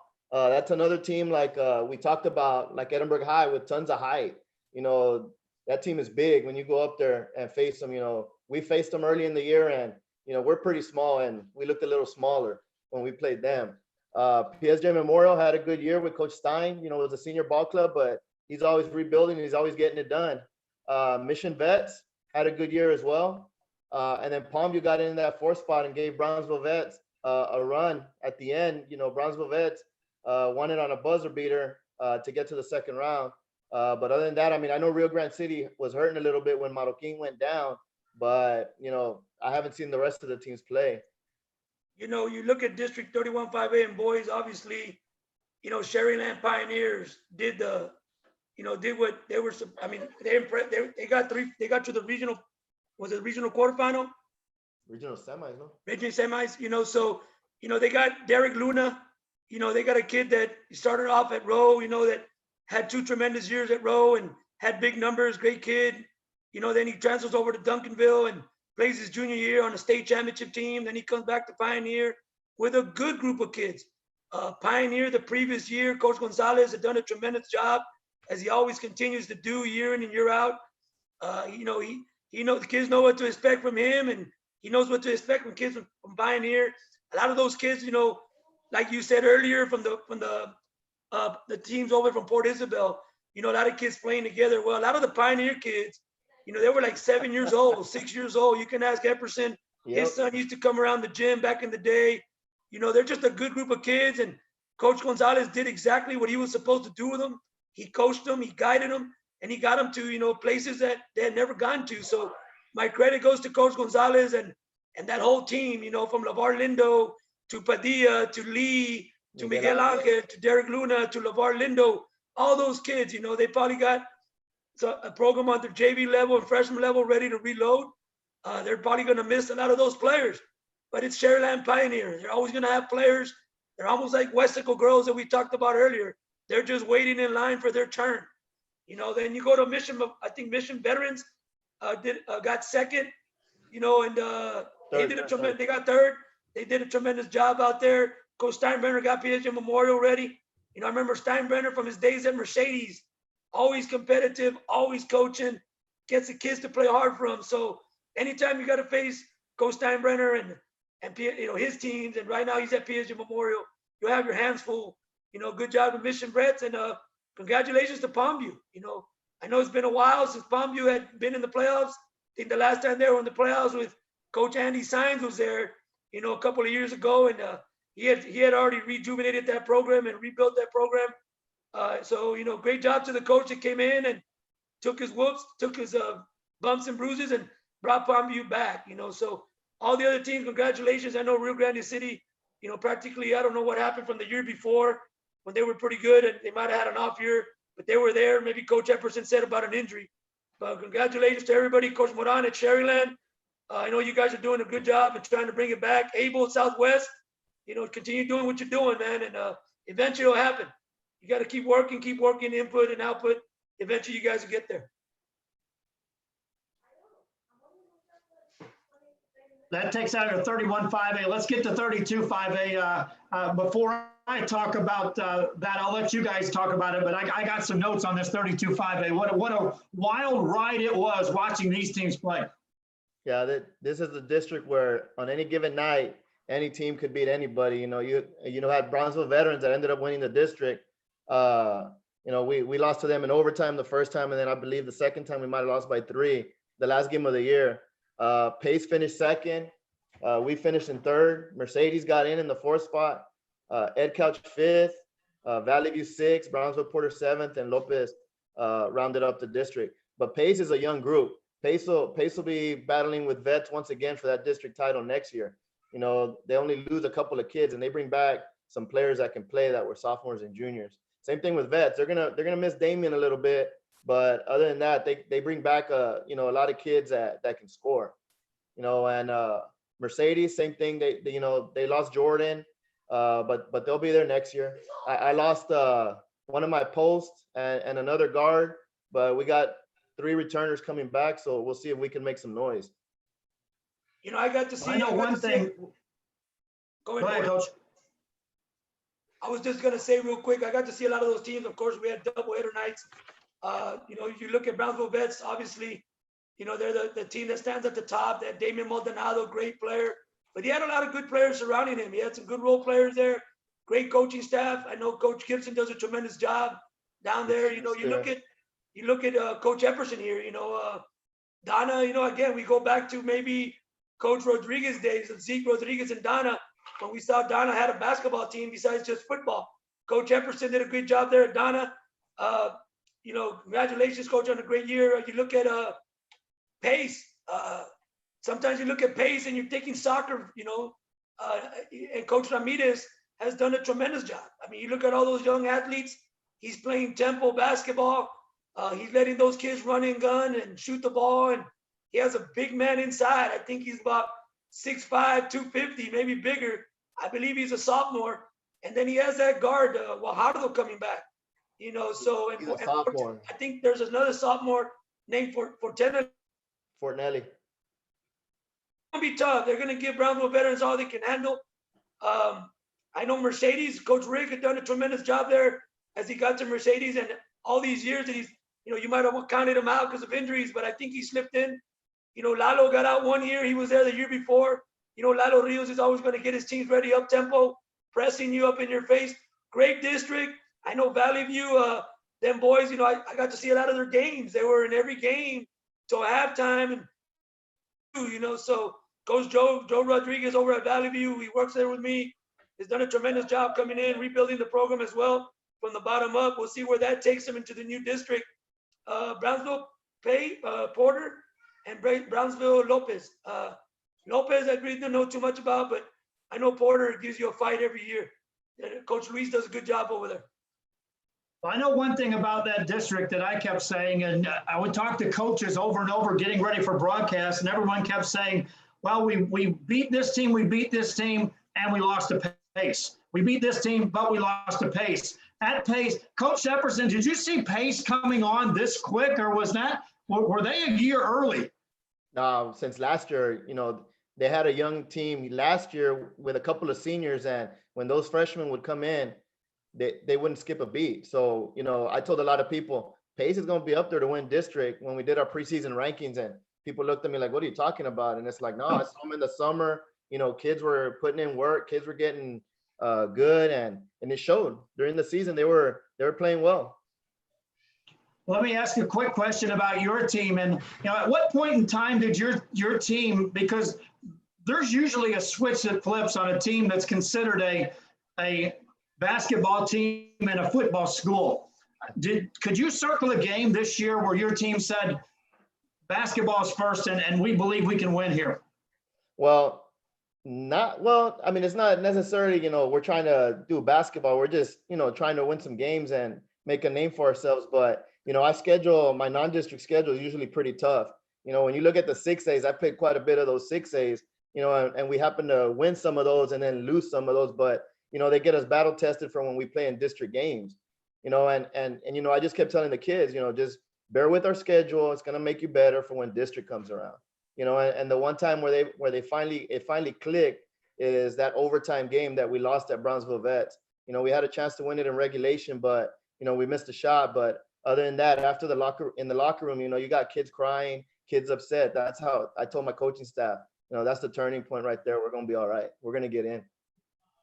Good stuff. Now let's talk about, Coach, the 6A boys selections, and you know, what a season it was for 6A teams in the Rio Grande Valley. Oh yeah, that 6A, that first one, you got, you know, Coach Yebra, Coach Góngora, you know, you got Ryan, you got Montalvo, you got Cortez. That's a pretty tough district, you know. And we played 4 of those teams in non-district, but you know, that was a good district with Nicky Rowe, with Yebra, with Darren, you know, Galan. Then you got, you know, Elijah, Isaiah, Matthew at PSJ North, and then, you know, Ryan year in and year out is going to have his kids ready at Mackay.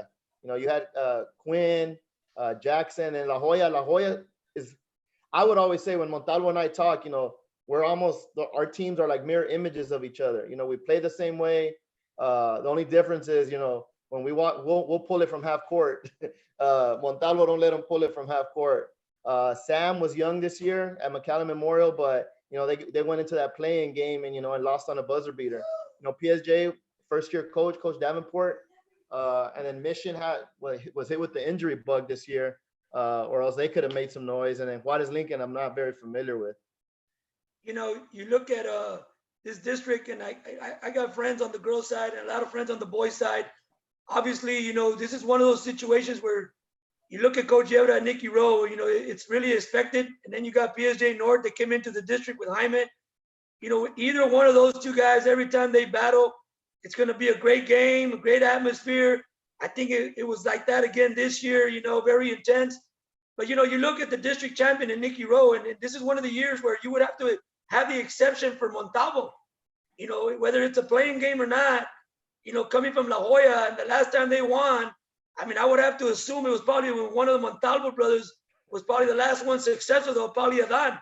You know, but so what Montalvo did there in La Jolla is a tremendous, you know, just a great feeling for those kids, that community, and for himself. So, you know, you look, again, going back, congratulations to Coach Yebra. He's a good friend of mine. You know, I know we were always talking basketball, and, you know, year in and year out, his district really never changed. You know, he was always there with the La Jolla schools. Well, you know, we always talked about it. I just never thought that they'd put the McAllen schools with us, you know, so it's going to be good being able to watch coming into the McAllen school districts and visiting with some of our coaching friends. Jaime will go on to another district and cause a lot of problems, and, you know, over there. And Coach Ryan Flores, you know, I mean, honestly, young guy, very good coach, does things his way, and he's very productive in what he does. And you know what? Anytime you play Mackay, I guarantee you're not going to schedule a parents' night. Whether you think they're young, they're rebuilding, or, you know, that they're a senior ball club. He does a good job with those kids overall. Sam, you know, unfortunately, Sam had a bad year, you know, and I don't know what it looks like for the future for the next couple of years, but most likely Memorial always comes back with a pretty good team, and Sam does a good job. Really don't know too much about PSJA. I know Mission has one of my buddies from Mission High. You know, we're both Mission High grads. Rico Martinez, I know he's in his second year, you know, just competing his second year. You know, he's getting things together down there, and, you know, he got a lot of talent. He's going to start getting a lot of talent from football, from Coach Detmer and those Eagles. So hopefully he can turn it around soon too. All right, let's look at that 31-6A, and you know, Edinburgh Vela turned some heads early in the season and really got it going in postseason. Yeah, that district, I mean, I know Vela, you know, with their 5 in, 5 out rotation, you know, always gets the best of their kids, and they went pretty deep, regional quarters, if I'm not mistaken. Wesco, same thing.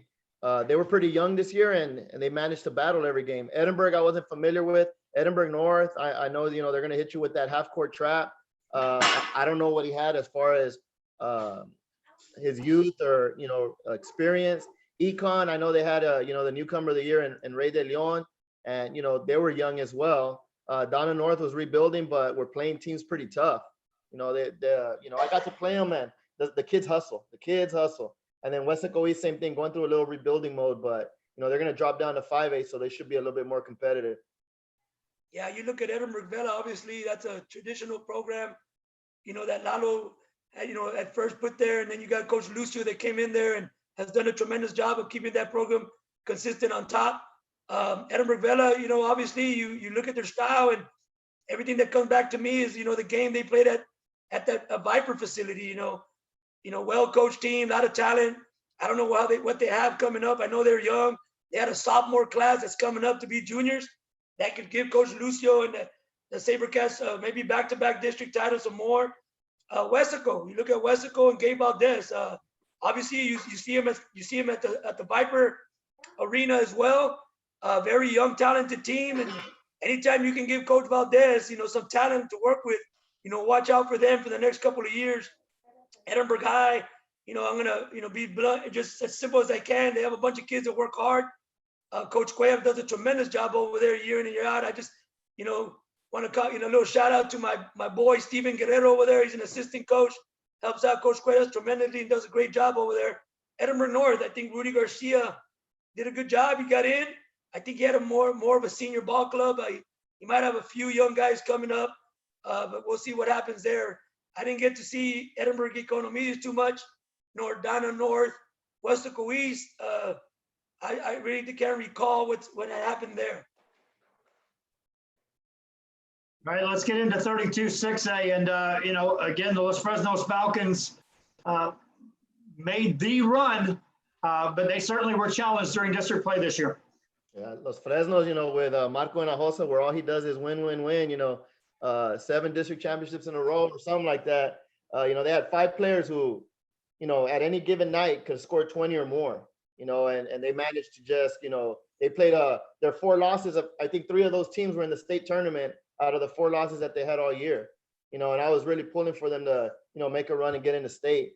Harlingen High, you know, good team as well. Harlingen South, you know, with Coach Molina, year in and year out, he's going to get the best out of his kids. You know, he's going to get after it defensively. You know, San Benito got in this year with a brand new coach. You know, kudos to him. I know the San Benito kids always work hard. You know, when Mando's talking about Edinburgh High kids work hard, the same thing with San Benito. You know, and I wasn't too familiar with Hannah or Rivera. I think we played Rivera early, and Rivera had some pieces, and I know they were young as well. So next year they should be able to make some noise. Well, let's just give credit to where it's due. I think that we have a lot of teams here in 6A and 5A, you know, and you could have a lot of talks, but I think Los Fresnos would have to be the team of the year. Obviously, I think with the record that they, you know, they put out there, you know, like you said, what was it, 3 losses all year? 4. Something like 4 losses all year. But then you look at their season and you look at the Tournament of Champions, and then you look how they traveled to San Antonio, and you know, you look at their schedule, you know, every year in and year out, you could always hear the talk, whether you're talking to Brian Molina, Jaime Gongara, whether you're talking to Road to Yebra, anybody. It's the Laredo schools. Well, Los Fresnos took care of plenty of the Laredo schools this year. I think, you know, we got to give credit where it's due. Best team in the Valley this year by far. There might be some teams second to them. But again, great job, Coach Marcos Hinojosa. Great job to all those players. I got to see them play at the Bird Ogden. Great representation. They represented the Valley very well. You go on to Harlingen, and you know, I know they got a new coach down there. Didn't really catch up with them. You look at Harlingen South. You look at them every year in and year out. Brian, you know what Brian's going to do. Whether he's reloading or whether he's rebuilding, he's going to be there fighting for some playoff spot. That's the respect that Brian brings to the table with coaches. San Benito, I was very impressed and excited and happy for one reason. I think the last time they won there was with my mentor, Roy Garcia was there. Am I wrong? Well, you're right, correct. Right? Well, So, you know, I think Coach Alvaro had I remember driving over there with Roy Garcia because he's my high school coach, my mentor. You know, we talked a lot of basketball over the years, you know, want to say hi to him. But going to San Benito, I still remember the time we went over there when he had the job there. A quick story, we had a summer camp, and we had 4 kids show up for the camp. And, you know, we heard about it being a football town. Well, you know, 4 years down the road, you know, Roy Garcia did what he did. He changed that program around, got them into the playoffs. By our 3rd year of the camp, we had 100 kids. So whoever the coach is there now, I'm sorry, I really didn't catch the name, but great job seeing San Benito come back and get into the postseason. Great job. I'll add a little bit there to 32-6A. I was able to see them a couple of times during the district run, and I'll just say something about Coach Blind. Coach Blind got in there, came down from Corpus Christi Vets as an assistant this year, and he had tons of kids in that program, and they've always had really good turnout as far as boys is concerned. But I knew he'd have a good run. He had a couple of kids that have been playing varsity ball for a while, and I'll tell you, touching on Hannah and Rivera, because they were the 6 and 7 team, or what was it, the 6 team, 7 team on that district. I'll tell you, those were all battle. I could have easily seen Rivera in the playoffs. They had a really, really good team. Hannah was a little bit of a younger team. They also were on a rebuild, I think. But Coach Bly, kudos to him, man. He really worked through the second part of the district to get into the playoffs, and I'm just happy for him because I know it's his first year, and I'm looking forward to the future. I think he'll do a phenomenal job here in the next couple of years. All right, let's go from teams to individuals, and let's get to the again, tough teams to put together here. You want me to do it, or you want? I'll go ahead and do it. Like, whoa, where do we go? Oh, okay, we're going on. Yeah, on the first team. All right. Now, you know, the first one, Fabian Nobili from Brownsville Jubilee. I believe he averaged about 27 points a game. Second one, Gus Sanchez. He averaged close to 20. I know he was about 8th in the nation in steals. And then he also averaged about 8 assists a game. He was Mr. Do-It-All for Hidalgo. Tyrese Arellano from Idea Frontier, he was a 32 3A MVP, if I'm not mistaken. Bernardino Castellanos from Santa Maria, he was like their, how can I put him, like their Dennis Rodman. He was their defender, you know, can jump out of the gym, would get a lot of rebound, was undersized, but he can get boards for you. And then James Herrera from San Perlita, you know, that little guy can go. You know, beep, you know, he's gone. He's able to push the ball. Then you have Josh Martinez from Brownsville St. Joseph's. Daniel Renza, who Arnold was talking about earlier, one of those kids that's silky smooth when he plays. Kyle Perales, who was a co-MVP out of Hidalgo, shared it with Gus. Cameron Davila, another one from Brownsville Jubilee that averaged 20 plus a game. And then you got Gabriel Lopez from San Perlita, who was their defensive stopper. EJ Nieto from San Perlita, who, you know, he'll shoot at the moment he walks in the gym, and he's going to see if it's going to go in or not. Then you got the other Martinez, John Martinez from St. Joe, and then Giovanni Diaz from Santa Maria, who was their shooter, you know, their lefty shooter that can knock down some shots. You know, going back to boys basketball here, sub 5A, of course, you know, the three names that stand out for me would be the Martinez brothers from St. Joe. You could imagine, you know, those kids had been in the pipeline for Los Fresnos. I think they started their playing days at Los Fresnos. For whatever reason, they ended up at St. Joe. So, you know, you got some 6'8" talent over there. Those kids, I saw them play in 8th grade. They were, you know, great ball players. And then they went on to St. Joe. And as you can see, their work speaks for itself. Gus Sanchez, you know, Gus Sanchez over at Hidalgo. If you think about it, every time we talk about Hidalgo, it's like every other year, there's a Sanchez on the boys' side or a Sanchez on the girls' side. So, you know, all respect to that family. Coach Gus Sanchez does a tremendous job over there with those kids. And I'm just happy for his son. Because like I said, when I was there from 2005 to 2009, you know, he might have been, I don't know, 3 years old, 4 years old. I mean, I still remember the kid. Happy for him. Port Isabel kid, of course, he stood out. You know, he's a guard, 6'2", 6'1" guard, you know. So congratulations to all these kids in the sub 5A All Valley first team, second team, and honorable mentions. They had a tremendous year and a great job. On that second team, I mean, you had Chris Salinas from La Grulla, Adrian Ramirez, Westlaco Idea, Eli Terry from San Perlita, Andrew Morales from Santa Maria, Kaden Martinez from Port Isabel, CJ Leal from Rio Hondo, Dennis Lozano from Port Isabel, Daniel Garcia from Rio Hondo, Raul Leal III from Westlaco Idea, Luigi Cristiano from Brownsville St. Joseph, Julio Zamorano from Hidalgo. And then on your honorable mention, you had Jason Lowe from PI, Julio Ovedo from Westlaco Idea, and then Jimmy Navarro and Rafa Varela from St. Joe's. Solid list there, guys. Solid list. And there's names that I could easily insert in there from players from teams. But again, this is the difficult process that it is of just trying to build these teams. Yeah. You ready for the 5A? Hit it. All right. The first one from Ed Couch, Aaron Aguinaga. You know, the heart and hustle for Ed Couch. You know, he would do everything for Ed Couch, play with a lot of energy, probably led the team in charges, just kid played hard. You know, and then you had Christian Guajardo, you know, from Brownsville Pace, a sophomore who's pretty good on any given night, can go off for 30, you know, any night. Then you had Irving Gomez, who was the 31-5A offensive MVP from Palmview.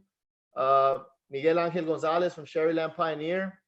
Aaron Marroquin from Rio Grande City. And Marroquin missed quite a bit of district games the start of season for breaking a bone in his foot. And, you know, that attributed to Rio Grande City losing a couple of games that first round of district. But once he came back, you know, he was playing awesome.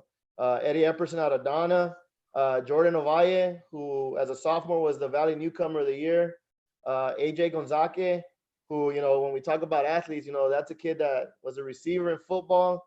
The football quarterback went down. He steps in at quarterback, wills him into the playoffs. And, you know, he's a football kid fielding a lot of D1 offers as a receiver. So it's good to see him there.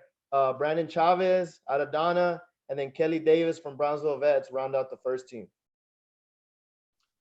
That first team is, you know, pretty talented there. You look at Aaron Aguiana from Medcatch. I mean, you look at the guy playing and you would think that he was going to score 30 a night, you know, just the way he, you know, plays with so much intensity and passion. And, all over the ball on the press, so athletic. Great job to him and Coach Lalo. Christian Guajardo, I mean, this is a kid that, I've seen him since 6th grade, probably 5th grade, coming out of that Brownsville area with the Brownsville Bomber Squad. Those guys have developed some tough kids out there. I think they're the BBA program, but Christian Guajardo, to me, just with his speed and his lightning speed and ability to pull up on a three, great kid. Irvin Gomez, Palmview, I think he was the offensive player of the year in that district, right behind Derek Luna from the offensive side. Miguel Angel, I think he was that off guard to Derek, obviously. Great kid, seen him for many years too. Marroquin from Rio Grande City, Epperson. Little Eddie, she's been around Coach Epperson for many years. I still remember him bringing him to the gym, and he would always joke in there like, "This is my son." I said, "No, we're doing a 8th grade practice." "No, he is an 8th grader." "No, he's not."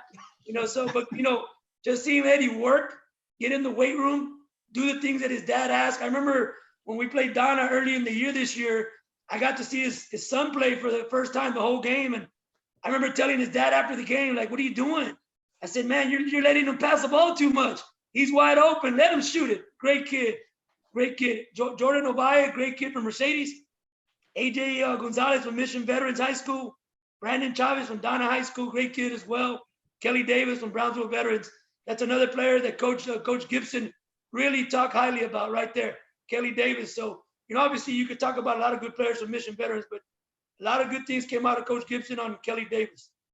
All right, that second team, you got Nazir Moore from Sherryland High School, Elias Fortinelli from Brownsville Pace, Michael Munoz from PSJ Memorial, Jacob Marquez from Mission Vets, Antonio Mejorado from Roma High School, Luke Padilla from Sherryland Pioneer. That's another one of those kids that played together from they were small. Nick Cisneros from PSJ Memorial, Jose Trey Rodriguez from Donna High School. And like Arnold said, a lot of times he's like, Eddie should be shooting the ball, but yes, but we have, I kind of mold myself, like Los Fresnos, where, we have 5 guys that at any given moment can score quite a bit of points. So it's a matter of just moving that ball and seeing who's hot right now, and Trey this year was a facilitator of that. And when it came down to it, he can get to the basket.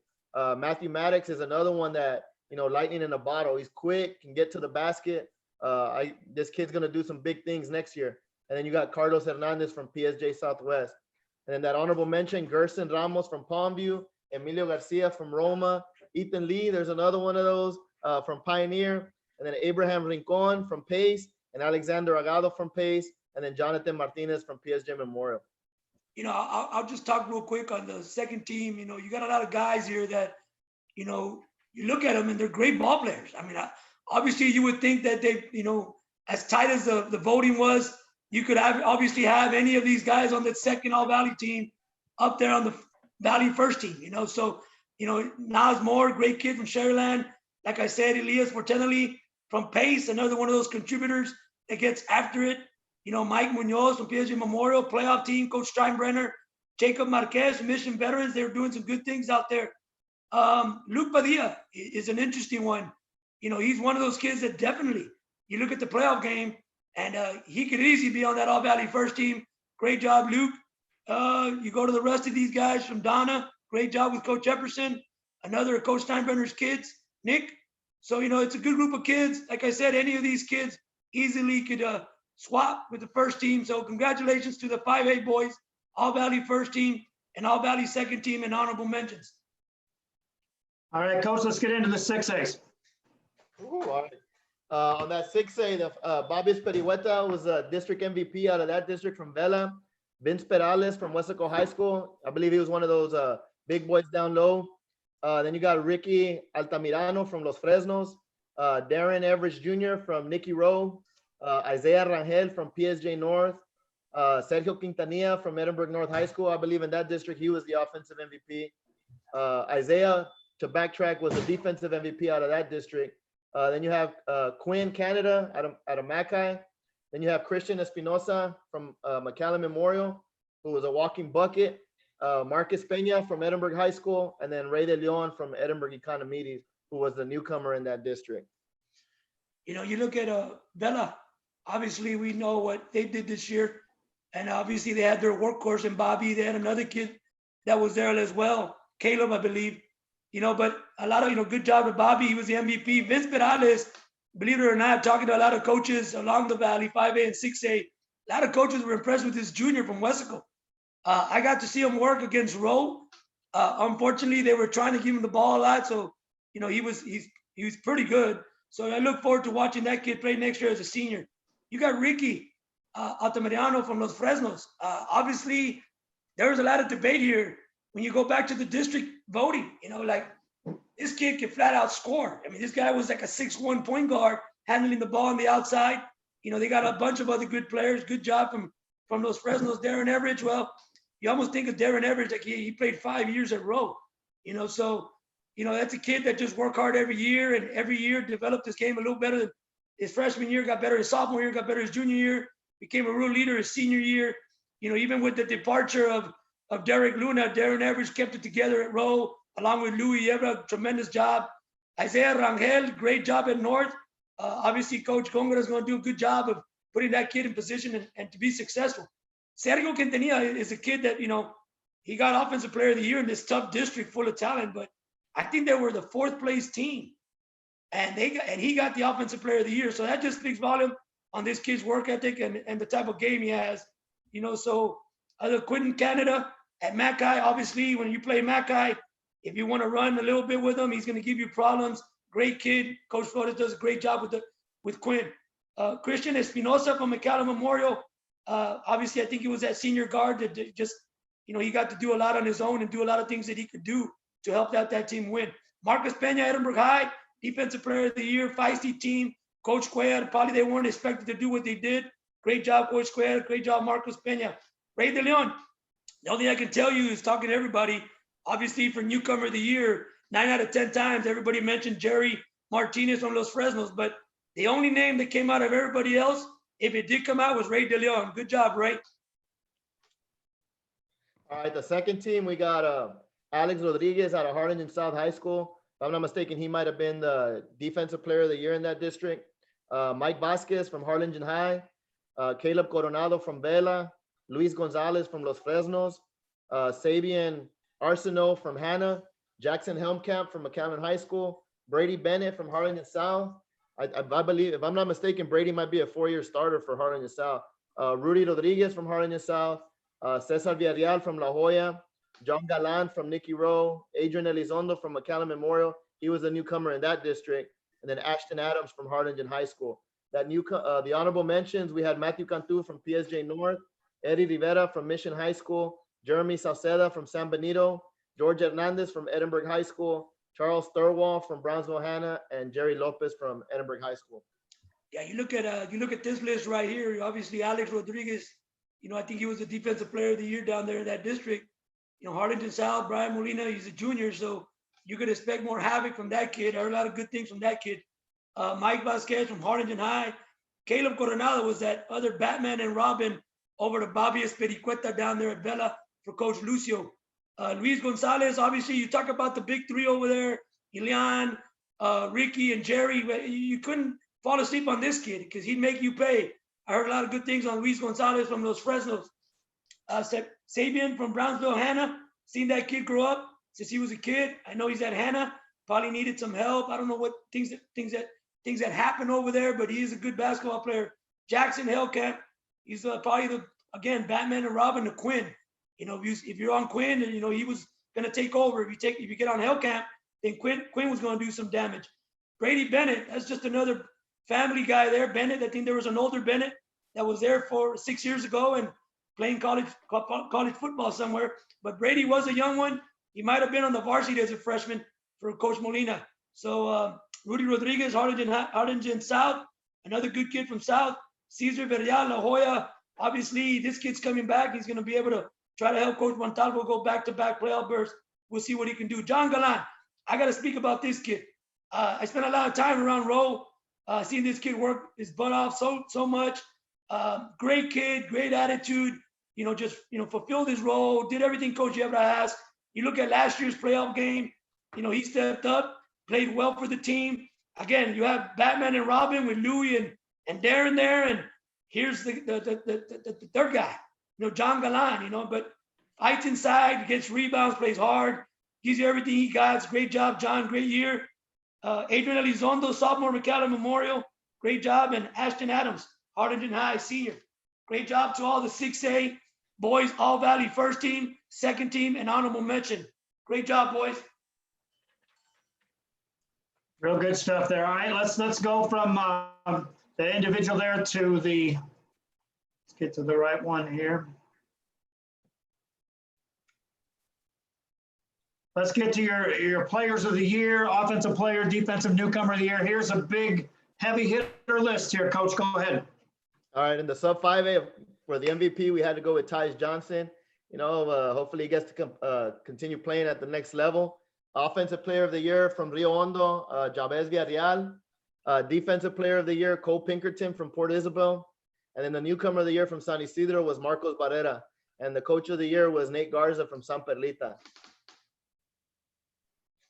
Yeah, you look at this list right here. Obviously, Tig Johnson's going to stand out. Great kid. I saw that kid as a sophomore over at UTRGV playing some basketball and proving that, he probably belonged in competition-wise and athletic-wise with the 6As and 5As. This is an obvious and most valuable player here, Tig Johnson. Congratulations, San Perlita High School. I think, when you look at San Perlita, you always look at players from the past, like Aaron Ramirez, Santa Rosa. That's a Tig Johnson. Leo Lara, Santa Rosa. Those are Tig Johnson. So great job to the small school, big player. Great job, Tig. Offensive player of the year, Jabez Villarreal, Rio Hondo. Like I said, I know Rio Hondo and Hidalgo, they're always battling every year. I could imagine this kid was a pretty good player. Defensive player of the year, Cole Pinkerton, Port Isabel, great kid, works his butt off, plays hard. Again, he's been involved in summer basketball, spring basketball for the last 8 years probably. He's probably going to be missed there at Port Isabel, but great job, Cole. Newcomer of the year, Marcos Barrera, San Isidro. Yeah, I didn't get to see too much of San Isidro, but great job, Marcos. Coach of the year, Nate Garza, San Perlita. Congratulations, Coach. Yeah, good stuff there. I was talking about when we were putting our ballots together that if you can take a player, and I'm talking about Ty Johnson, and insert him as my potential defensive player of the year, my potential offensive player of the year, then it was pretty easy to put him as an MVP because he could easily have been. He was the guy you look for defensively as far as we better stop this guy or contain him, do whatever you could. You knew his points were coming. But then Coach Epperson, you played against him. Yeah, but he didn't play. You knew he had to be there. He was there too. Yeah, last year he played, and if I'm not mistaken, by the half, he had about 20 points. And out of those 20 points, maybe 4 of them were inside. He had knocked down about 5 threes in the first half. This year, he was resting it was an ankle. He was resting an ankle, so he didn't play in that autism awareness game. But even, it showed towards the end of the year, when he tweaked his ankle again, the team was still scoring 90 points without him. So, that's good to see from the rest of the team that they're able to step it up in his absence. Yeah, one last note there on the defensive player of the year. Cole Pinkerton is a sophomore, my friend. So he'll be back the next couple of years for Port Isabel. That's right. Sorry, Hazelton. It's all right. He had a brother there that just graduated. So I was wondering, he was still young. He's going to cause problems over there. Great kid. Yeah, he was, you talk about when you talk about players on teams, and like I said at the beginning of the show, define a role. Well, his role wasn't to go out there and be the leading scorer, although he could be. His role developed into what his strength was, and that was a competitive winner, wants to stop the other team from scoring, took over that defensive player of the year. And again, he's coming back the next 2 years. Yeah. Wow. All right, in the 5A, the most valuable player, hands down, it would be a Case. He's probably the most valuable player in the whole valley, which is Derek Luna from Sherryland Pioneer High School. And he probably maybe averaged maybe 17 a game, 18. I don't know off the top of my head. I mean, I don't have it on paper, but when it came time for the playoffs, I saw Pioneer play all their playoff games. He stepped it up in the playoffs. When the game was close, what big players do, he would step up and score maybe 8, 10 points in a row to get the team up. And he almost carried them to the regional finals by himself when he dropped 40 in that last game. So he did a good job. That's our most valuable player at the 5A. Offensive player of the year, from Brownsville Vets, you have Damian Maldonado. That's another one that you could have put on the defensive side as well. But this year there was times he brought the ball up. Like I was saying against that Palmview game, he hit a 3 with about 4 seconds to go to send him into the area round. Defensive player of the year out of Pioneer, LeVar Lindo. Yes, he's a big kid, gonna go play football as a receiver. Stephen F. Austin, if I'm not mistaken. Yes, Arnold? Yeah, tight end. Yeah. And then, that's a kid who took charges as well. When you got a 6'5" kid that could easily block your shot, taking charges, that's pretty good by a big kid. The newcomer of the year, which is also a big kid, is Jacob Arenas out of Mission Vets, a little lefty that can go. And then the coach of the year, Rene Gonzalez out of Sherryland Pioneer. Again, going to this one, I mean, obviously everybody's going to have their opinions and debates, but I mean, obviously Derek Luna, most valuable player in 5A, is obvious. I mean, obviously you look at Coach Epperson, what he said throughout the year. I remember they had a great team coming back, but for him to come in and just flow and gel with those kids and do what they did. And obviously what it comes down to, since this is the All Valley, you look at big district games and you look at the big games against, Rowe, Los Fresnos, and all the big games they played in, especially down the stretch. He came to play, he came with it. He represented his family and Pioneer very well this year. A great job, Derek, most valuable player there. Offensive player, Damien, I know Damien for maybe 6 years, so Damien and Derek, and Louis and some of these guys have been playing together since a young age.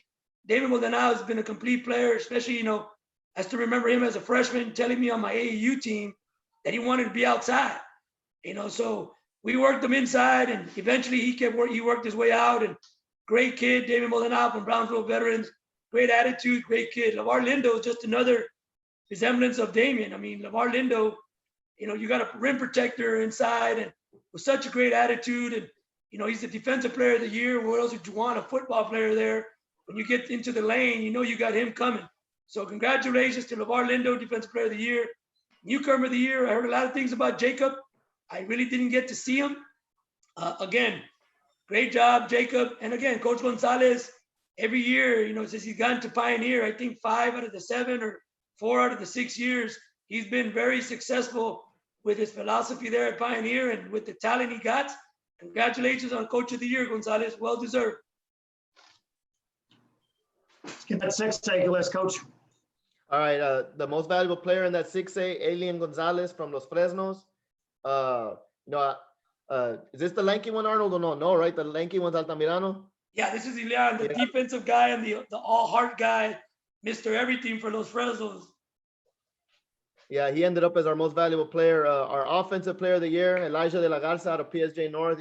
On any given night, he could probably drop 40 on you. And then if you keyed on him, then you had Isaiah who could probably go off, or even Matthew Cantu who could go off. So he had a pretty good team this year, and even next year he'll have a good team. Defensive player of the year, Jose Luis Yebra Jr., or as he goes by, Louis from Nicky Rowe. He's also another one that he got defensive player, but he can score. He can be on the offensive side of the ball as well. And he was a big part for Nicky Rowe. Newcomer of the year, who we could have put anywhere on this list, Jerry Martinez out of Los Fresnos. Probably one of the most accomplished kids that came in as a freshman and fit in and did for his team what anybody else could have done. He took over against Alexander in that fourth quarter and willed him to a win. You had a freshman that took over in a big time game against, a perennial powerhouse in Alexander. And, hands down, he's the newcomer, even though he could have probably been up there as your offensive MVP, but, we put him down as a newcomer. Coach of the year, like I said earlier, all I do is win, win, win. Marco Hinojosa out of Los Fresnos. Yeah, you look at the 6A All Valley Players of the Year. Obviously, Los Fresnos is always going to have a representation there. They had the 3 big-headed monsters over there, Ilean, Ricky, and Jerry. But, congratulations to Ilean Gonzalez. I know there was a lot of debate. He could have been most valuable player. He could have been offensive player. He could have been defensive player because he did a little bit of everything for Los Fresnos. So he was huge in that lineup. Offensive player of the year, Elijah De La Garza from PSJ North. I mean, I've obviously heard a lot of good stuff about him. I didn't get to see him personally. I know talking to the Rowe coaching staff and several coaches, there's an assignment there. You got to prepare for him and what he does. Again, he's one of those players that Dante from PSJ North. You give Jaime a kid that can go right, can go left, that can shoot it. A very versatile player. Jaime's going to do the best he can with it. Offensive Player of the Year. Congratulations, Elijah De La Garza, PSJ North. You look at the Defensive Player of the Year, Jose Luis Yebra Jr., which you're right, he goes by Louis McAllen Rowe. Now this is kind of interesting here because Louis had probably, if I can recall, he had some MVP votes and he had some offensive, and he landed as Defensive Player of the Year. So, he's very versatile. I know he's about 6'5", lanky kid that can play on both sides of the ball. Obviously, he had a great team this year. He had Darren beside him and John. So congratulations to Louis Yebra, Defensive Player of the Year. I'm going to agree 100% on Newcomer of the Year. And let me tell you why. You look at a kid, that comes in as a freshman. And again, we go back to what I said earlier. You look at the strength of schedule. You look at what Los Fresnos did all year. This kid wasn't a kid that stood in the corner and said, hey, Leon and Ricky, when they double you, I'll be waiting. No, the ball was in his hands too.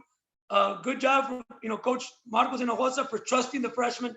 But he put up numbers. If you think about it, you look at their schedule and he put up 17 points a game. And like Coach said, in the biggest playoff game against Alexander, he hit some big shots after big shots, and he did that throughout the year. And, that's why I say, and everybody say, well, you're giving a freshman too much credit. No, I'm not. Because, there's been other good freshmen before. Derek Luna, Ryan Garza, Leo Lara, there's a lot of them. And we talked about them too. And I think Jerry's in that conversation. I think during our voting, Brian Molina had agreed with me that he could have been in the ballot for most valuable player. He could have been on the ballot for Offensive Player of the Year, along with Epperson. And of course, Newcomer of the Year was almost a given. Come on, let's think about it. I talked to the kid, I talked to the father. It almost felt talking to the kid like, there was nothing to look for. But because he knew it was a lock at Newcomer of the Year, and it was, because it probably was unanimous. But congratulations to Jerry Martinez. We look forward to seeing what you'll do the next 3 years there in Los Fresnos. All the credit goes to your staff, the coaching staff, and your teammates. But great job on Newcomer of the Year. Coach of the Year, Marcos Hinojosa. We'll finish with that. Again, Coach Epperson said it, 7 years in a row, district. He finally got through. And again, Jerry was a freshman on it. All I'm saying, he had a lot to do with the moving on in the rounds to round 3, round 4. So congratulations, Marco Hinojosa, for doing the right things, putting the right lineups, and guiding and instructing your players this year to the best you can to be in the best team in the Valley. Congratulations, Coach Hinojosa. Well, again, that was just a great rundown of a great season. Before we sign off here, we went a little longer than what I wanted to because we got another show coming up at the end of this one, but that's okay. Now, these kids deserve at least this and a lot more. But, any final thoughts here on your guys as far as the process and the selection and just how difficult it is to assemble this list of names?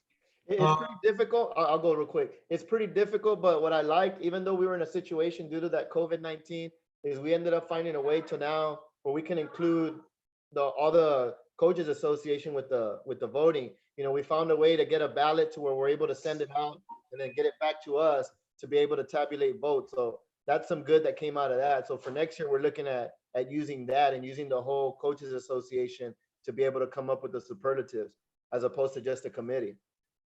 And a couple of things, Coach Bowling, going forward and as acting president of the association, one thing that a lot of the board members were explicit about me explaining here is that those nominations come as part of the membership and being part of the association. And we have pretty good membership this year, but we know we're missing a couple of coaches who either aren't members of our association for whatever reason. And as far as I'm concerned, I think it's really important. I've been around our RGVBCA for at least 20 years, and I think it's always had its benefits, and it's important for me to find a way to represent my kids. So it's important that all the coaches out there join our association. That's number one. The second thing is we all join all other associations like TABC and TGCA. So we're all very active. And so I think this is as important as those other associations, even though they're state associations, because I know there's some kids that are recognized in the all region and at TABC and stuff, but it's important to be recognized here too because they're representing us or they're representing the Valley. Lastly, I'd like to say, and if we could work together, Mr. Bowling, somehow, we were excited to see if we can put together some preseason stuff for next year, especially a preseason poll that the coaches could very well vote on as a whole, not just a bunch of writers or a bunch of this, but the whole coaching association was going to get together and put together a poll for a preseason poll, and as well as a preseason top 10 players in the Valley, etc. So we're looking forward to doing that. We're making a lot of headway with our website, and as well as working with you, and you're helping us expose the kids more and more, and we're really appreciative of that. I want to tell you the whole association is very appreciative of what you're doing and how much exposure you're giving our kids, and it's very important to us, and we want to keep it as a long lasting relationship.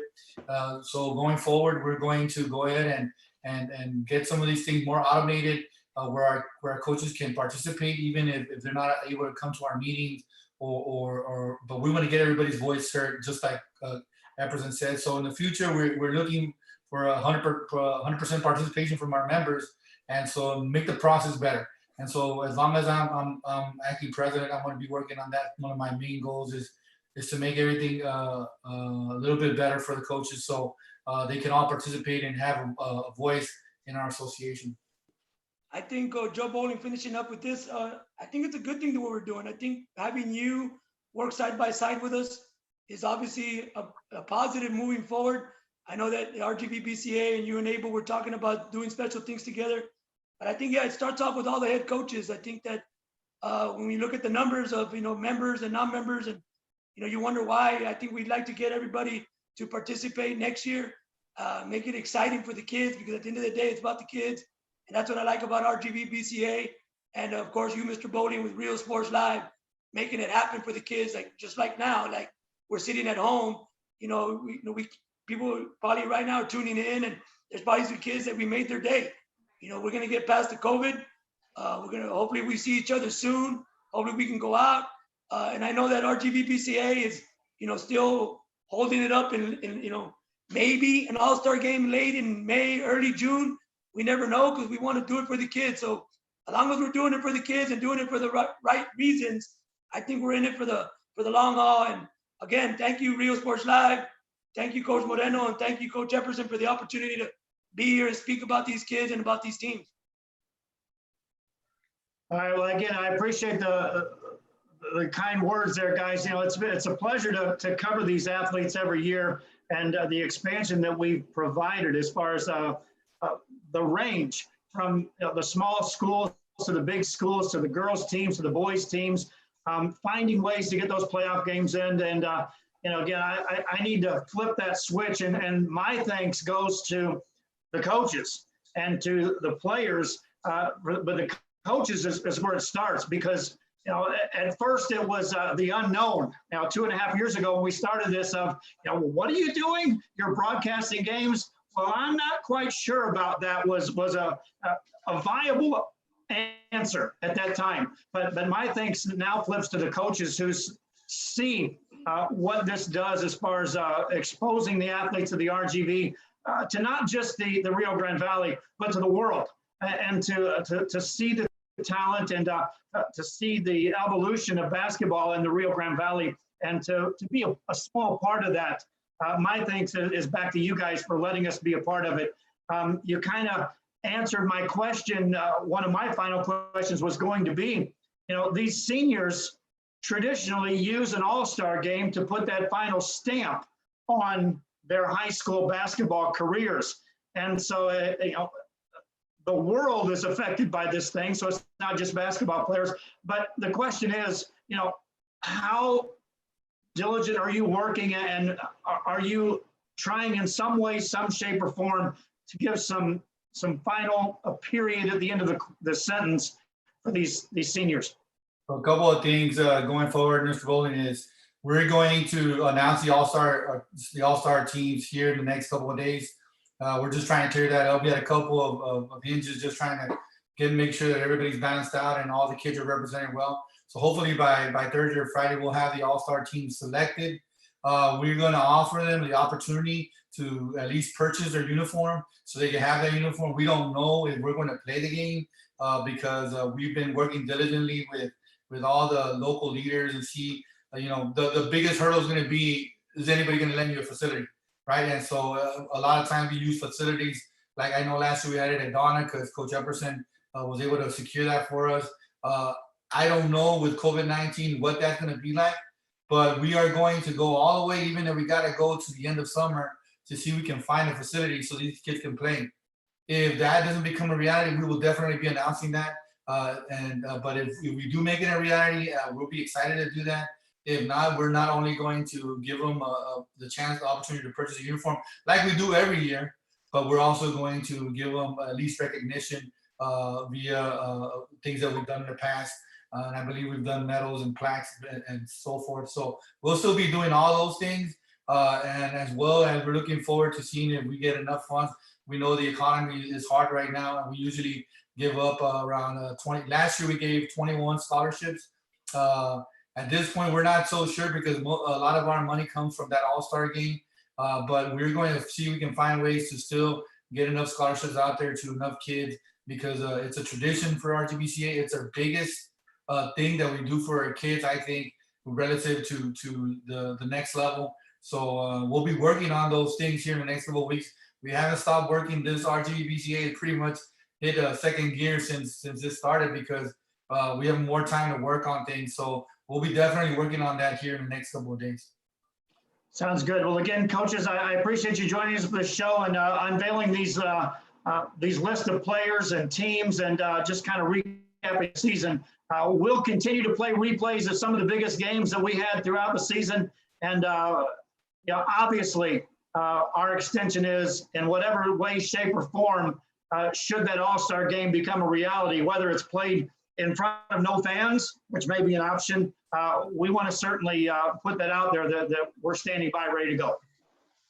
Yes, sir. So as soon as we find out, we will definitely let everybody know. We'll be working on that, Mr. Bowling, and we will get a hold of you and make sure that everybody knows what's going on. Thanks, guys. On a programming note, we're going to have another show coming up here with Arnold Martinez and a couple of other individuals as we took another look at basketball for 2019-2020. But this has been the RGVBCA all the all coaches team, the all region team. It's the RGVBCA selection and the unveiling of the teams. We appreciate everyone tuning in. And until next time, so long. Thanks again, guys. Thank you. Thank you.